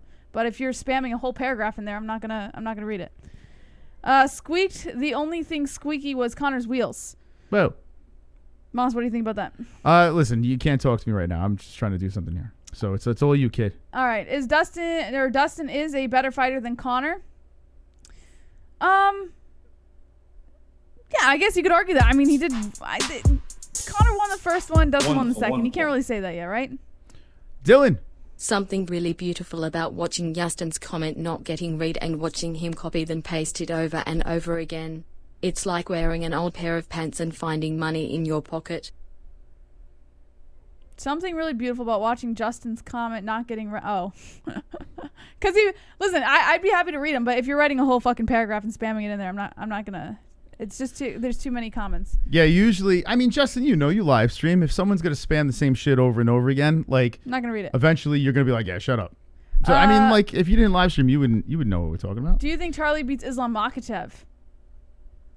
Charles Oliveira beats Islam Makhachev? A lot of people are high on Islam, man. Yeah, I was seeing a lot of people saying that Islam Makhachev should have been next for Conor, to see if Conor was, like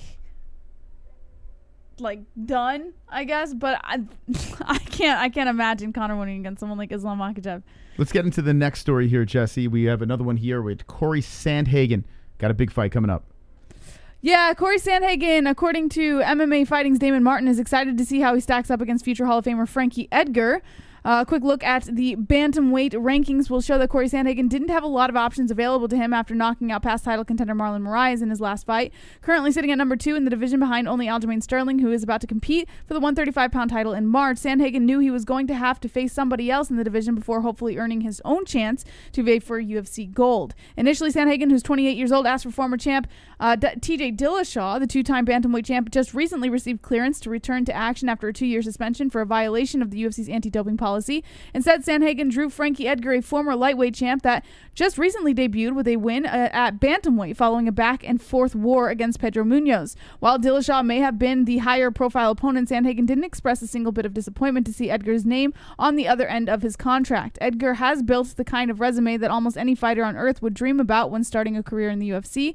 He's a former UFC lightweight champ, a multi-time title contender in the featherweight division, and now he's ranked in the top 5 at bantamweight after only a single fight in the division. Edgar has earned 8 Fight of the Night awards, and he's spent more time in the UFC octagon, over 7 hours and 40 minutes, than any other fighter in the history of the promotion. Edgar has also competed at the top of 3 different divisions with a UFC career that stretches back nearly 14 years, which is an accomplishment all by itself. That's why, as much as Sandhagen hopes to win a UFC title one day, he's not lost on the magnitude of what it means to face and hopefully defeat a legend like Edgar. While Edgar's career stacks up to almost anybody who's ever competed in the UFC, he's still going to walk into this fight against Sandhagen as a decided underdog. The Colorado native is well aware of the fact because he believes Edgar is a better fighter when he's being counted on, which is why he's looking at this fight as the most important of his career to date. Okay, so Corey Sandhagen, big fight, Frankie Edgar. He's actually a big favorite in the fight. So a lot of people are picking on the Corey. I think I might do something crazy and pick Mr. Frankie Edgar in this one. But Yeah. Frankie is getting older. So the question is, does the old dog do it? Are you really? I don't know. I might. Sandhagen is the way to go, man, in this fight. Listen, I might do it. I don't think that if you tell me you're going to put money on Frankie Edgar, I might. Then please put money on it. Because as big of an underdog as he is right now, I kind of like it. which I was thinking about it. I can't really understand why he's such a big underdog. No, he shouldn't be. I don't really think he deserves that. But with as big of an underdog as they put him, I would say if you're going to pick Frankie, at least put money on it, you know? Let's see. What have you got to lose? Still a plus 320. I mean, I might put some coin. I don't know where should I bet, Jesse? Where should I drop my coin? You know, I should do it. Listen, Sandhagen is going to take the win on this one. I think it's pretty safe to say. Mm-hmm. Yeah. All right. Well, listen, ladies and gentlemen, let me know in the chat who you have, Sandhagen or Frankie Edgar. And I just want to say this real quick. A shout out to our sponsor, Lux Bidet. Whoop, whoop. Lux Bidet, clean that booty. Clean that butthole, please. I could smell it from here. Stinky assholes, a lot of stinky assholes over there. Just clean it, blast it out, guys. Listen, I had a poop today, and I tried not using the bidet, Jesse. You tried not using the bidet? I was like, you know what? Why would you do that? Let's see how the old days were. And I took a peek, Jesse, for what was going on there. I don't want to know. And I said, where the hell is the bidet? And what did I do? I cranked that fucker on. I blasted everything out of my ass that could possibly be there. Why would you do that? And instantly, Jesse, I was clean. And I was saying to myself, I have this vision, this vision of that toilet paper. And I was like, what the hell was on there? If you use the bidet, you never have to see that, and your ass is completely clean.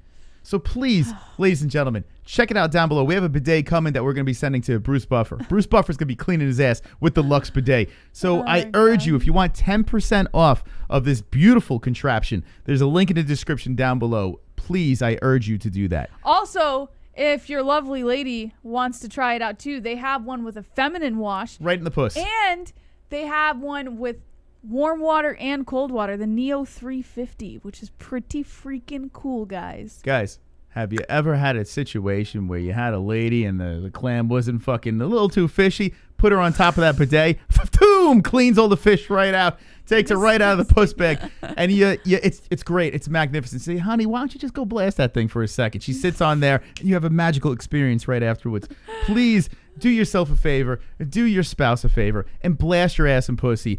Down below, there's a link in the description, 10% off. Also, Jesse, we have some CBD. How can you get some Mystic Roots for a cheaper price? MysticRootsCBD.com. That's MYSTIC. MysticRootsCBD.com. Promo code MMA-Holes, plural, MMA-Holes. You can get 15% off. They have tremendous stuff over there, like organic hemp flour, hemp oils, pain salves, you name it, they've got it. They've also got a nice little merchandise store that you guys can choose from.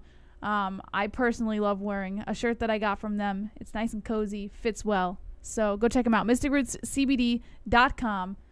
promo code MMA-Holes. I'm telling you, I know, like Trevor says he likes THC, not CBD. CBD has saved me so many times. Panic attacks, stressed out. I had a cousin that just died. Literally. And by the way, tomorrow night we're going to do a... fundraiser stream. We're going to do a fundraiser stream. We're doing a bonus stream, an hour-long stream for my cousin. Every donation that comes in tomorrow, I am going to put towards her GoFundMe for her family. She has 7 kids that she left behind. A husband. Her parents are devastated. And it's a really fucked up situation. She had a heart attack and just died. And that's it. And why do you say it like that? No, because it's fucked up. Died. It's fucked up. So listen, CBD is a thing that can lower your stress levels. And, maybe try it out. And if you want to give it a shot, we have a promo code MMA-Holes.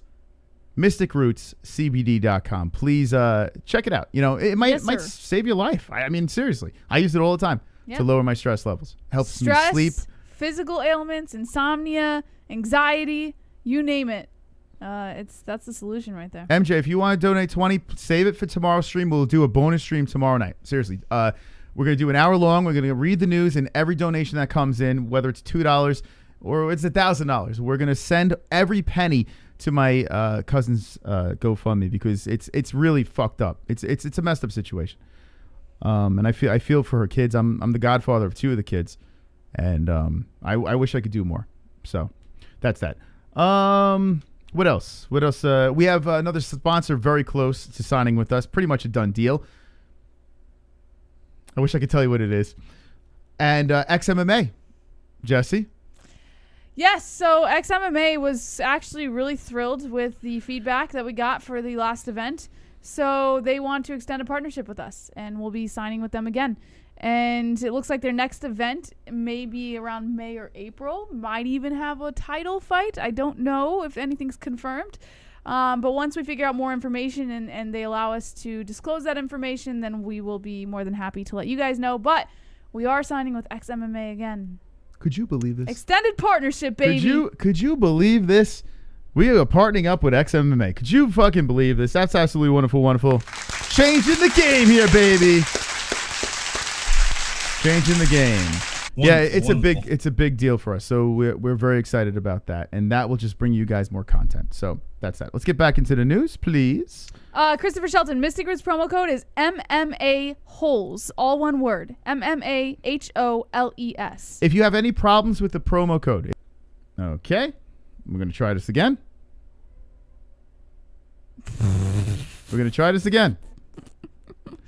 Wow. We give good news and then wow. And the stream's like, nah, we're not having it. It's like everything's going great for us, and then the gods are like, nope, really not going great for you guys. I don't know what the hell is going on. I honestly have no idea. We're crashing. That was the second crash of the evening.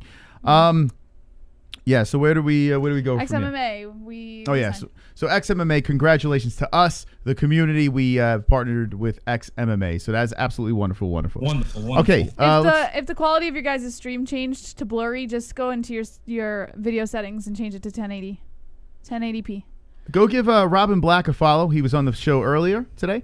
Robin Black. He's got the longest Instagram. My God. Okay. So what is it? Robin Black Martial Arts. Let me just see this. Yes, Robin Black Martial Arts. He was on the show earlier, and it was wonderful. Wonderful. If you missed the interview, just run it back, and I think we had a great time. It was an hour-long interview, and he was great. Go say the MMA Hole sent me. All right, let's get back into the news here, and then we'll wind this shit down. Dominic Reyes versus Yuri Prochazka. UFC Fight Night main event has been postponed, Moss. That sucks. According to Mike Chiari of the Bleacher Report, the UFC announced Wednesday that the scheduled main event of the UFC Fight Night on February 27th between Dominic Reyes and Yuri Prochazka has been postponed because of an undisclosed injury to Reyes. In place of Reyes versus Prochazka, a heavyweight bout between Jairzinho Rozenstruik and Cyril Gane will headline the event instead. Reyes, who's 31, is in need of a bounce-back performance. After starting his professional career 12-0, Reyes has lost back-to-back fights to John John Jones and Jan Blachowicz. The Jones fight was for the first UFC light heavyweight championship, and while Reyes lost in a unanimous decision, many pundits felt as though he deserved the win. The Blachowicz bout was for the vacant UFC lightweight title. However, Reyes fell by way of second-round technical knockout. Prochazka, who's 28 years old, was preparing for his second fight in the UFC This after really sucks. debuting I want to see that. with a second-round knockout win against Volkan Ozdemir at UFC 251 in July. The Czech Republic native is 27-3-1 and on an 11-fight winning streak. He won the Risen light heavyweight title in 2019 and defended it once before making the move to the UFC. Rosenstrike versus Gain was supposed to be the semi-main event of UFC Fight Night, but it will close the show instead. Okay. Wow. Well, it's a good fight. That's a good fight to start it up, but still, I mean to end it. That's a bummer, man. Yeah. Wow, that was a fire fight. Yeah. It's okay. It'll still happen. It's just right now, it can't happen. Yeah. Okay. Did you know that the Funk Master had COVID for like 7 days? Did you know I did not know that. I was listening to him on the Schmo, who ARIEL Helwani is basically. I mean, if you missed it, ARIEL's interview on Justin Jr.'s channel. Justin did a great job interviewing ARIEL Helwani, and we're out again. Are we out again? No. Yeah, it's red. No. Let's see. Yep, we're out. What the fuck? Wait. What is going on? No, we're in. Yeah, it went back on. Yeah, we're fine. That's weird, man. I apologize. What is... Now it's got the delay? No, I just got to click live. Yeah, click live. All right, hit me with the ones in the chat. That's the third time tonight. Someone's possessing our show. Anyway, yeah, go check out Justin Jr.'s channel. He interviewed ARIEL Helwani, did a great job over there. And he spoke about the Schmo. Anyway, speaking of Schmo, he had Ale Quinta and Aljo on. And Aljo spoke about having COVID for 7 days and beat the COVID. He's really looking forward to this Jan fight. He really hopes it comes to fruition because there's been so many times it was supposed to happen and it fell apart. So finally, we'll find out who will be fighting for that. Well, fighting Jan for that belt. It's crazy, man. I don't know what the hell's going on with the stream. It's very distracting. JBH looks fine with a few more pounds on. Yeah, she's preggo. She's in her third trimester. Internet has been all fucked up this week. Yeah, I don't know what's going on, man. This is the third time we crashed. I don't know, man. I've changed a bunch of settings and I'll be up fooking around with this, but it's part of the game. It's part of the live streaming game. All right, so Anything can happen. we're going to get back into the news. Like we said, Robin Black was on earlier in the stream. If you want to watch it, go run it back. 136 with the likes. Wonderful, wonderful. Thank you for joining us. If you haven't subscribed, we are getting closer and closer to 42,000 subscribers. Unbelievable. I got to get my 40K tattoo. I promise I will. I will get that tattoo, and I will do it for the people. Wonderful, wonderful. All right. All right. He doesn't have to wait until I come back. The bear, he can answer that question. I don't give a fuck. What bear? What are you talking about? He says, before Jesse comes back, fuck, marry, kill, Tatiana Suarez, Rose, Megan Anderson. Tatiana Suarez, Rose, and me. Oh, man. Okay. Oh, man. See, Tatiana Suarez. Ugh. All right, I'm going to kill Megan for how she handled the situation. So she's dead. So now I have to figure out. I'm going to have sex with Rose because I could never live with her. Why? So I'm going to have sex with her. But you then can live with Tatiana Suarez? I'm going to make her grow her hair back. I'm going to say, please grow your hair back. You were like a gazillion times hotter with the longer hair. Well, if you're fucking her, what does it matter? And then I'm going to have to marry Suarez. She's going to teach me how to grapple. Okay. That's my answers. So according to Damon Martin of MMA Fighting, Jim Miller versus Bobby Green is expected as a late addition to UFC 258. I just want to answer Brewster really quick. Says, Moss, don't get a 40K tattoo, bro. Wait for the million. So basically, to the newer people out here, every 10,000 subscribers, I've been getting a tattoo from my neck all the way down to my ass crack. I'm going to go right down with Roman numerals. And right now I have the 10,000, the 30,000, and the 20,000. I don't know why I was out of order with that, but not in that order. 10,000, 20,000, 30,000 I have. And I'm going to go 40. I'm going to go all the way to 100K. That was the deal I made with the community, and I am a man of my words. So I will be doing it to 100K. Yeah. All right. Moss, I thought you would like this fight. Jim Miller versus Bobby Green expected for UFC 258. Very good fight. Yeah, very good I thought fight. you would be very interested in that one. Multiple sources confirmed to MMA Fighting that verbal agreements are in place for the fight, which takes place on February 13th in Las Vegas at UFC Apex. MMA Junkie initially reported the news. Yeah, this can't be bad. And by the way, shout out to Jim Miller. We should get him on. This dude doesn't go away. I've seen this guy fight live 3 times. Not even by choice, just so happened to be on those cards. Always put on a performance. So Jim Miller versus Bobby Green, there's no way this fight's going to suck. It's going to be a banger. Like it. Like it a lot. Sean O'Malley versus Thomas Almeida in the works for UFC 260, according to MMA Fighting Newswire. Is this a layup for Sean O'Malley? A lot of people are saying this. They're giving Almeida no chance in this fight. They both snapped recent skids, so I mean, I guess Snapped skids. No, not O'Malley. He snapped his leg. It was a fake snap. There wound up being no injury, by the way. Well, from my understanding, there was an injury. 0 injury. He was in the hospital. Nothing happened to his leg. Like legit. It was a nerve thing. But listen, that's an excuse. I mean, listen, nerves suck, but not an ounce of damage on his leg. On a stretcher, writhing in pain. That really did happen. How much of an under is Thomas Almeida? I don't know. What card is this going to be put on? UFC 260. Let's take a look. Almeida's like 1-4 in like the past 5 or 4 years, says AM. You want to know something cool, by the way? What? Well, you know, but the community, Tapology knows who we are. It's kind of cool, right? Oh. Right? It's kind of neat. Yeah, they sent us an email and said that they've watched our shows. Even Tapology knows. Everyone knows who we are. We're really celebrities, Jesse. I mean, we really should capitalize on this celebrity status that we have. You're not going to capitalize. I don't think there's going to be any odds up yet. But here they are. Odds. But Thomas Almeida is definitely probably going to be the under, I think, for this fight. So a lot of people giving him no respect. Jonathan Martinez, the unanimous decision. Rob Font and Jimmy. I mean, Font and Rivera right there. Savages. Whoa. Wonderful. You remind me of the babe. Power of voodoo. You remind me of the babe. What babe? The babe with the power. The power of voodoo. Hoodoo. You do. Remind me of the babe. I saw my baby crying hard as babe could cry. Now there's an echo there because the donations finally worked. That's right. I kind of like Echo Bot. Echo Bot. It sounds like she's on a megaphone. I can take away all the stupid shit now. Wow, thank you, DVS. Thank you. You know what? That last crash actually reversed the situation. Did you know? Yeah. I dig the Echo Bot. It sounds like she's on a microphone. Now, what song is that, Jesse? The voodoo that you do. Any idea? You remind me of the babe with power, the power of voodoo. Hoodoo, you do. Remind me of. No, enlighten me. Chat, help her out. No, sing it for me. Help her out, chat room, please. Thank you so much, and that's good to know the donations work. Hey, thank you to the donators. Appreciate that. And like we said, tomorrow night we are doing a charity stream. Every dollar that we make tomorrow night will go to my cousin's family, who passed away. My cousin passed away a couple nights ago. All right.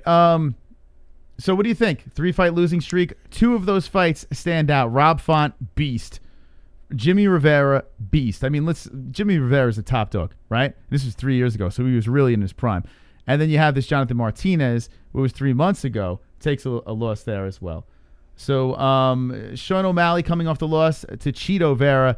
Is it an easy layup? No, I wouldn't say easy, but maybe you're right. Maybe the UFC is trying to push O'Malley a little bit, give him a little, after what happened. And I think they see that O'Malley can still be money. So, yeah, maybe they're just trying to give him a little oomph. Okay. All right, let's see what you say in the chat. What do you think? I don't know what to think. I'm excited to see Sean O'Malley come back. I want to see what he's, how he bounces back from that craziness. Yeah. So I'm looking forward to seeing the, the shit show lead up, the trash talk, and the whole deal. Listen, as much as I question Sean O'Malley's, how he goes about himself in certain ways, I still want to see him fight. Yeah. I do want to see him compete. So I don't hate the guy.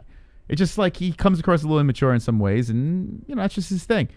So I'm curious to see what he has, how he can bounce back.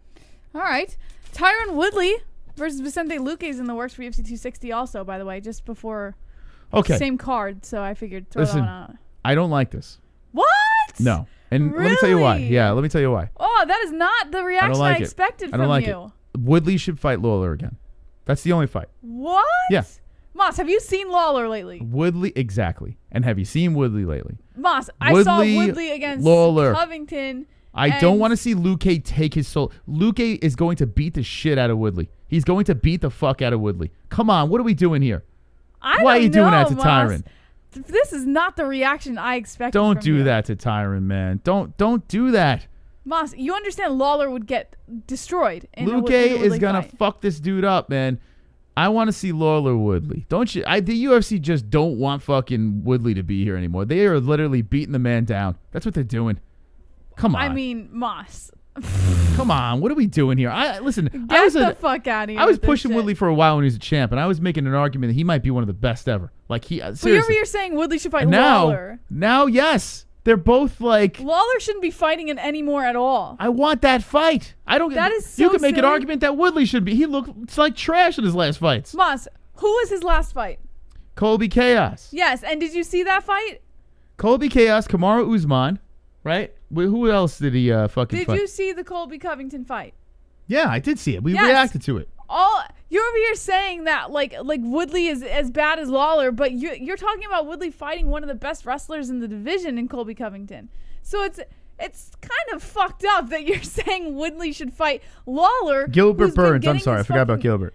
Oh, Moss. Listen, top guys, don't get me wrong. He should be Moss. fighting the rematch with Robbie Lawler. He stole his belt. Now it's time to have two guys on a complete spiral fight each other. Oh, Moss. You don't want to see. So do you think he's gonna beat Luque? What do you think? No. No, but I would rather see Woodley Luque than Woodley Lawler. You're crazy. Why would I want to see Woodley Lawler? Why would I want to see that fight? Why do you want to see that fight? Because you weren't around when Tyron took the belt from him. I mean, no. Tyron Why took do you the want belt to from see him. Woodley Lawler now? That's why. Oh, That's shit. not why. Wonderful. I can't. I got to find a way to get rid of this echo. Leave it. It's fine. Khabib retires. Conor got knocked out. Has any... Alrighty. This is time number 4. What is going on, man? We're possessed. This is crazy. We had an issue before and we fixed it. And I don't know. If you're watching the replay, you have no idea what the hell's going on.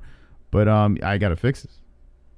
I told you. You said don't worry about it, Jessica. I got to fix it, man. This is crazy. All right, I'm going to replay those donos. Sorry about that, guys. Maybe it's the donos, Moss. No, I got to fix this shit, man. My life. You know what? When everything starts going really well, that's usually when this happens, you know? Like it's just karma's a bitch. All right. I don't even know what the fuck I'm saying. All right, let's replay this thing. Sorry about that, guys and gals. Let's Khabib retires. This one here, right? Didn't come in? Wonderful. There we go. Khabib retires. Conor got knocked out. Has anyone checked to see if Dana is okay? Izzy breathe. Yeah, I tell you what, man. Dana White he's not a happy camper, but he always bounces back. He always finds a way to have a superstar. What? And Skype. Skype is open on your task manager. Okay, but that's not doing it. Just saying. Unfortunately. Yeah. So look at this. It's full bouncing around. Yeah, just click on task. So you annoying. have highlighter. Just click on. Everything's bouncing all over the place. There you go. Is it ended? Yeah. Okay. Okay. Sorry about the malfunctions. Don't know why that was. But yeah, Dana White he'll figure it out. He always does. Wonderful. The MMA genie. Am I a moron for loving this fight? If Vicente wins, it's a great chance to build up this monstrous exciting prospect. This is also a great fight for Woodley. He doesn't lose to people like Vicente's style. High output, pressure striking with wrestling. All right, so basically, listen. If anyone likes this fight, they just want to see Woodley get his ass beat again. Well, I That's mean, what's gonna that's happen. kind of what he's saying, though, Moss. And he's saying it's a good way to push Vicente, and it's a good chance for him to build, in his career. So, yeah, that's what he's saying, but admittedly so. Mm-hmm. It's not like people aren't aware that Woodley's going to lose that fight, but I would much rather see Woodley Vicente Luque than Woodley Lawler. So Luque moves up. He's tied with Magny in that 9 spot over there, and then you have Robbie Lawler at 14. Tyron Woodley, who has dropped to 7, okay? So, yes, if you look at the rankings over here, he is going under against Vicente Luque. I feel Tyron Woodley on a 3-fight losing streak here, you give him a little bit of a different one. You got to go ruthless. You have to.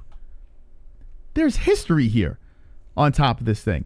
Both fighters are looking like complete trash. Let the two trash bags go at it. Lose to Neil Magny. He lost to Colby Covington too. And the Ben Askren fight, okay? So this was controversial, the Ben Askren fight. The Colby Covington one was controversial too because he got outstruck by Colby Covington. It was a bizarre fight. This was the beginning of the weird stuff. And you might say that in Tyron Woodley's fight against Colby Covington, that was the beginning of the weird Woodley. It just fucking makes sense. I think you guys are nuts. I'm going to go out there and say it. You guys are nuts. The Lawler fight's the one. Lost to, his last fight was to Cowboy Cerrone where he won, right? So he loses to Dos Anjos. He comes back in the Askren fight, and he was in spectacular shape. Got caught in that weird choke or crank, and they stopped prematurely. I think if it wasn't stopped prematurely, Robbie would have beat the shit out of Ben Askren. Let's be honest here. And then loses to Colby Covington and Neil Magny. Neil Magny and Colby Covington did not look like the old Robbie Lawler. If Robbie's ready to compete, and maybe he's not. Maybe that's the thing. Maybe Robbie's just kind of like, you know what? I might be done. That might be the case.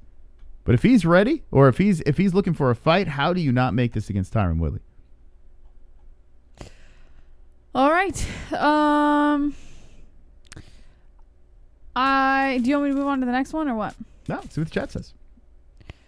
Off to Bellator for Lawler. Robbie moves the needle. Condit don't want Woodley. Nah, Robbie wasn't getting out of that hold. Lawler lost to Funky. If they didn't stop, it would still be in a headlock. Wonderful. They wonderful. literally have like a similar demise. It's kind of weird. I actually would rather see the Lawler fight. And Vicente Woodley is a fight Woodley could win when I am looking style-wise. I have talked to my brother Woodley behind closed doors. It's not age catching up or nothing. It's his head. He knows it. Man. Justin Jr. is like a mini Robin Black. He's like, allow me drop. to name drop you so you guys know how important I am. Let's calm down on calling Colby one of the greatest wrestlers. Besides single and double leg, that's all he's got. His takedowns get stuffed a lot. It's Colby pressure and cardio. Wow. You know what? I kind of agree with you there. It is true. It's about his pressure. It is true. And his bedroom cardio. So I'm kind of with you, Hardcore Gamer. And thank you, MMA Genie, Hardcore Gamer, and everyone that donated tonight. All wonderful, wonderful people. Wonderful. All right, since we're running out of time here, let's go into the Nate Diaz story. Yeah, let me. I only have four left, so let me get through these real quick. Sure, certainly. So Nate Diaz declares he's a welterweight, but adds "fuck a weight class" to fight Dustin Poirier. He said he posted on Twitter a picture of himself saying, "NDA soldier, 170 pounds. Come get you some of the real." And then he posted later on saying, "These are fighting words, though, so fuck a weight class." So right now... Why doesn't Nate Diaz speak English? Okay, so basically what he's saying is, I am training at welterweight right now, but I would be willing to throw welterweight away in order to fight Dustin Poirier at 155. It's so crazy. I like Nate a lot. I walk around with a Nate Diaz t-shirt. I'm a big fan of Nate. What has he got here? Wait, what? Wait, what is this? I didn't see this. Did you see this? Yeah, this is what... So Nate Diaz reposted this, saying these are fighting words. So this is when he's saying fuck a weight class. Like, fuck welterweight. I'll fight you at 155.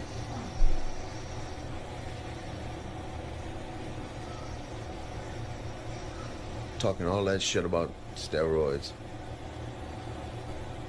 Fuck you, Nate. What the? Wait, when was this video? I don't know when the video was created. What the fuck? Wonderful. Wonderful. Wait, when was that? I don't know when the video was created. It's not name dropping or nothing. I just have talked to a lot of fighters, not just interviews, but having backstage conversations with them. I see the show, look at the perspectives, and see what I can bring to the table. Nice catch with Black, he's slippery. Everyone bow to Justin. Justin, I love you, but in 10 years, you're going to look back at these donations and you're going to be like, cringe. you're young. Yikes. And you're doing a great job. Just listen. I like the confidence. Listen, you know me, man. I'm a cocky motherfucker. I like to go out there. I'll name drop. And then you gotta be conceited. You gotta be a little more slick with your confidence there, because you can turn a lot of people. Just trying to help, bud. So I don't know when the Dustin Poirier video was made, but Nate Diaz apparently found it, and he said these are fighting words. So he's saying fuck welterweight. He can he'll come in and fight him at 155, pretty much. Okay. But this video is hilarious, though. Where did it put? All right. So Nate Diaz, he's being very vocal, but it's getting to the point where it's like, okay, let's lock a fight up. You know, it's been a minute, Nate. Yeah. Also, former UFC champ Chris Weidman details the impact of COVID-19. Lost 12 pounds, Moss. Okay. According to Adam Wells of the Bleacher Report, Chris Weidman provided details of what he went through after he was diagnosed with COVID-19. Speaking to Submission Radio in an interview posted Wednesday, Weidman said the first couple of days definitely sucked pretty bad. He said, for about 3 days, I had a fever, body aches, and bad headache, and it just kind of sucked. And then after that, I just kind of felt tired. I also lost 12 pounds. I was eating soups and stuff. My appetite wasn't that great, and I ended up losing 12 pounds throughout the process, which I was like, wow, my weight cut is not going to be as bad. I really got my weight low.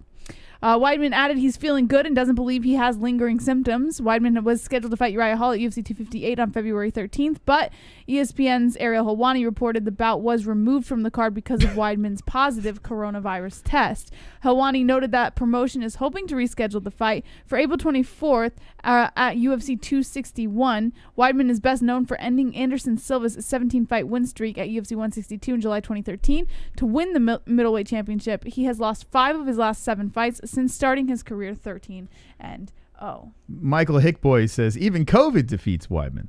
Wonderful, wonderful. Damn, man, it's just amazing. The Weidman had such a run, and it's just it's a distant memory now. It's crazy. I wish the best for him. I really do. I like Chris Weidman. I met him a bunch of times. Like Justin Jr.'s met fighters I've met and spoke behind closed doors with Chris Weidman. Oh, Moss. Oh, I'm sorry. Am I in my name dropping, Jesse? I'm sorry. Wonderful, Another one, Sadiq Youssef versus Arnold Allen is in the works for UFC event on April 10th, according to Damon Martin of MMA Fighting. He's pretty nasty. I like him. I like this fight a lot, actually. I think this is going to be a pretty fun one. So they're currently in the works for that upcoming April 10th event. Multiple sources close to the situation confirmed the news to MMA Fighting on Wednesday. MMA Junkie initially reported the contest. Youssef will be making his first appearance since January 2020 when he moved his current win streak to 6 fights in a row, earning a unanimous decision over Andre Fili. Youssef was originally slated to return this past October, but he was forced out of a scheduled bout with Edson Barboza for undisclosed reasons. Now the 27-year-old prospect will return to action while facing off with another top prospect in the featherweight division. All right, a lot of fun stuff coming up. Even though fights are falling apart, there's still some really interesting things coming in our UFC something. What was I going to say? I don't know, in the UFC. Anyway, this Friday night we'll be reacting to Bare Knuckle. That's happening this Friday night. We'll be reacting to that. Yeah. And Overeem is fighting Volkov as well. Saturday night, we'll be discussing that. Take a quick peek at that card before we get into the final story here.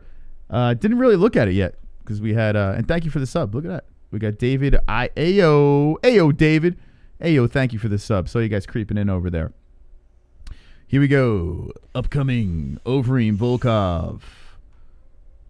And Robin Black was on the show earlier. If you want to watch the interview, run it back. It was wonderful, wonderful. So we got Sandhagen versus Egger, which we spoke about, co-main event. Kind of like that fight. Interested to see what Frankie's got. It's Lorenzo. Wonderful, wonderful. What up, Lorenzo? Dustin is going to destorinate. Diaz still thinks he's 2009 and does nothing to improve himself. All he does is talk shit online and not fight. 500 fighter and lost to nobodies. Wow. Damn. Throwing some heat at Nate. I get it, man. Listen, I get it. I can't argue those statements. Alejandro Pinto, I just like Nate. You know, I think he's fun. This guy Cody Stamen, by the way, who we've been following for a little bit. The dude is hilarious. Have you watched him on Instagram? I asked him what was the secret to those beautiful triceps. He goes carrying hammers around all the time. And I'm saying to myself, I'm like, is this guy is this a shtick? Like I was saying to myself, is this a shtick? And it's not. Cody Stamen is a fucking little meathead. And more power to you. Whatever makes you work. You're a UFC fighter, so keep up the good work. But he literally said carrying hammers around all the time. The fuck. But it should be a good fight. It should be a good decision once again. Ferreira versus Dariush, fire, man. Absolute fire over there. I think Justin had Ferreira on, right? If I'm not mistaken. So go check out that interview. I didn't look at the prelims over here. MJ versus Guida. Hell yeah, that's just fun. Yes, baby. Let's go. Fire it up. Mike Rodriguez. We got to get Mike on the show. We're friends with him on Facebook. We're friends with him on IG. We got to get him on the show. He's a real fun guy. So Rodriguez coming back. Valia versus Day. Smith versus Janes. Rosa versus Edwards. And this is that Edwards chick. She's back and look, turn it around quick. And then we have McCann versus what the Choi versus Zalal. And Osborne versus Rivera. There's your card this Saturday. Okay, back into the news, and we'll wind it down. Well, it's just one more. We've already heard this news before, but it came out on an article, so I figured I'd throw it up there. James Vick has announced his retirement from MMA. He wrote a nice thing. Did you read it on Instagram? Kind of heartbreaking. It's long, though. I don't know if you want to read it, but it was really well written. I have a lot more respect. James Vick in the UFC, who I was pretty high on, came across as a little cocky bastard when he got shut up real quick, with the whole Gaethje thing, talking all that smack. And now here he is, a family man, trying to bounce back for his kids. Didn't work out his way. Got pummeled on our channel. If you want to read it, I mean, it's up to you. It is long. Yeah. If you actually, you know what? If you guys want to read it, just go to James Vick's Instagram. It's at James Vick MMA. He posted it was heartbreaking to read, but it was actually very genuine, and it was actually a really good way to send off. So yeah, go check out his latest post. Yeah, go give him a follow. Wonderful. Mustafa. Nate Woodstockton slapped Dustin Crybaby Poirier around. Nate wasn't the one who pulled out her 230. So Mustafa, listen, you can't fuck around with Nate when Mustafa's in town, man. He's not on his watch. Thank you, Mustafa. Yeah, go check out his Instagram. It is James Vick MMA. That simple. And by the way, it's kind of an honor to actually, even though it didn't work his way, we showed his final fight on our channel. Yes, sir. By the way, talks of a title fight in the next event, but XMMA. We don't know, and we don't can't know. disclose any information. Just conversation. So we might be showing some title action here, XMMA. So congratulations to us. All right, Jesse, here we go. 155. 150 thumbs on a Wednesday night. Don't care. 150 thumbs in the air like you don't care. 150 thumbs in the air like you don't care. Open up your bra, show your tits 7%, yeah. MMA show with the holes and the mohawk hair. JBH with the news you really can't compare. Throw your thumbs in the air. Throw your thumbs in the air. 150 thumbs in the air like you don't care. 150 thumbs in the air like you don't care. 150 thumbs in the air like you don't care. 150 thumbs in the air like you don't care. 150 thumbs in the air like you don't care. 150 thumbs in the air like you don't care. Woo! The dislikes can listen to Tyron Woodley rap. All right, that's it for the news, Moss. Wonderful. All right. Ladies and gentlemen, it was a pleasure. We had a little technical difficulties, but Robin Black was on this show. If you missed it, run it back. An hour with Mr. Robin Black. I thought it was very interesting. Yes. Got to all the news, got some fights coming up, and... Yes. Oh, I thought you were rushing. Are you rushing me off? No, I'm just... Oh, okay. Yes. I'm yesing you. Tomorrow night, Yep. we'll be live for a special hour. We're going to do a charity stream for my cousin. It's a little personal here. So whatever happens, I mean, if nothing comes in, it doesn't matter. We're donating regardless to the GoFundMe. But my cousin has passed away, heart attack, and we will do the news. We'll deliver the MMA content, but any donation that comes in tomorrow night, we will put 100%. I know Streamlabs takes a percentage off. We will be covering that, of course. But whatever comes in, we will send over from the MMA-Holes to my cousin. And, it's funny. A lot of people in my family don't know what I do. So it's kind of cool to, take the community's generosity, which they've been generous to us, and throw it over to a good cause that's related to my family. So we'll see you tomorrow night. An hour stream, bonus time. Exclusive fundraiser stream. That's it. We'll give you the news and the whole deal. So 160 with the likes. Thank you so much. And thank you for your company once again. We'll see you tomorrow. Yes, sir. All right, like Ma said, we will be live tomorrow, 10 p.m. or 9 p.m.? It's a good question. What time would work better? We usually do 10 p.m. for Mondays and Fridays, so I say 10. Yeah, maybe we'll do 10. I know it's late for the East Coast, but at least it gets the West and the East Coast on the same page. So 10 probably turnout. East Coast. Yeah. All right, so we'll be live tomorrow, 10 p.m. Eastern time for an exclusive fundraiser stream. We'll be delivering the news, like Ma said, for Moss's cousin and her family and the children. Thank you guys so much for joining us. Thank you for your continued generosity and support. And, don't be an a-hole. Be an MMA-hole. Yeah!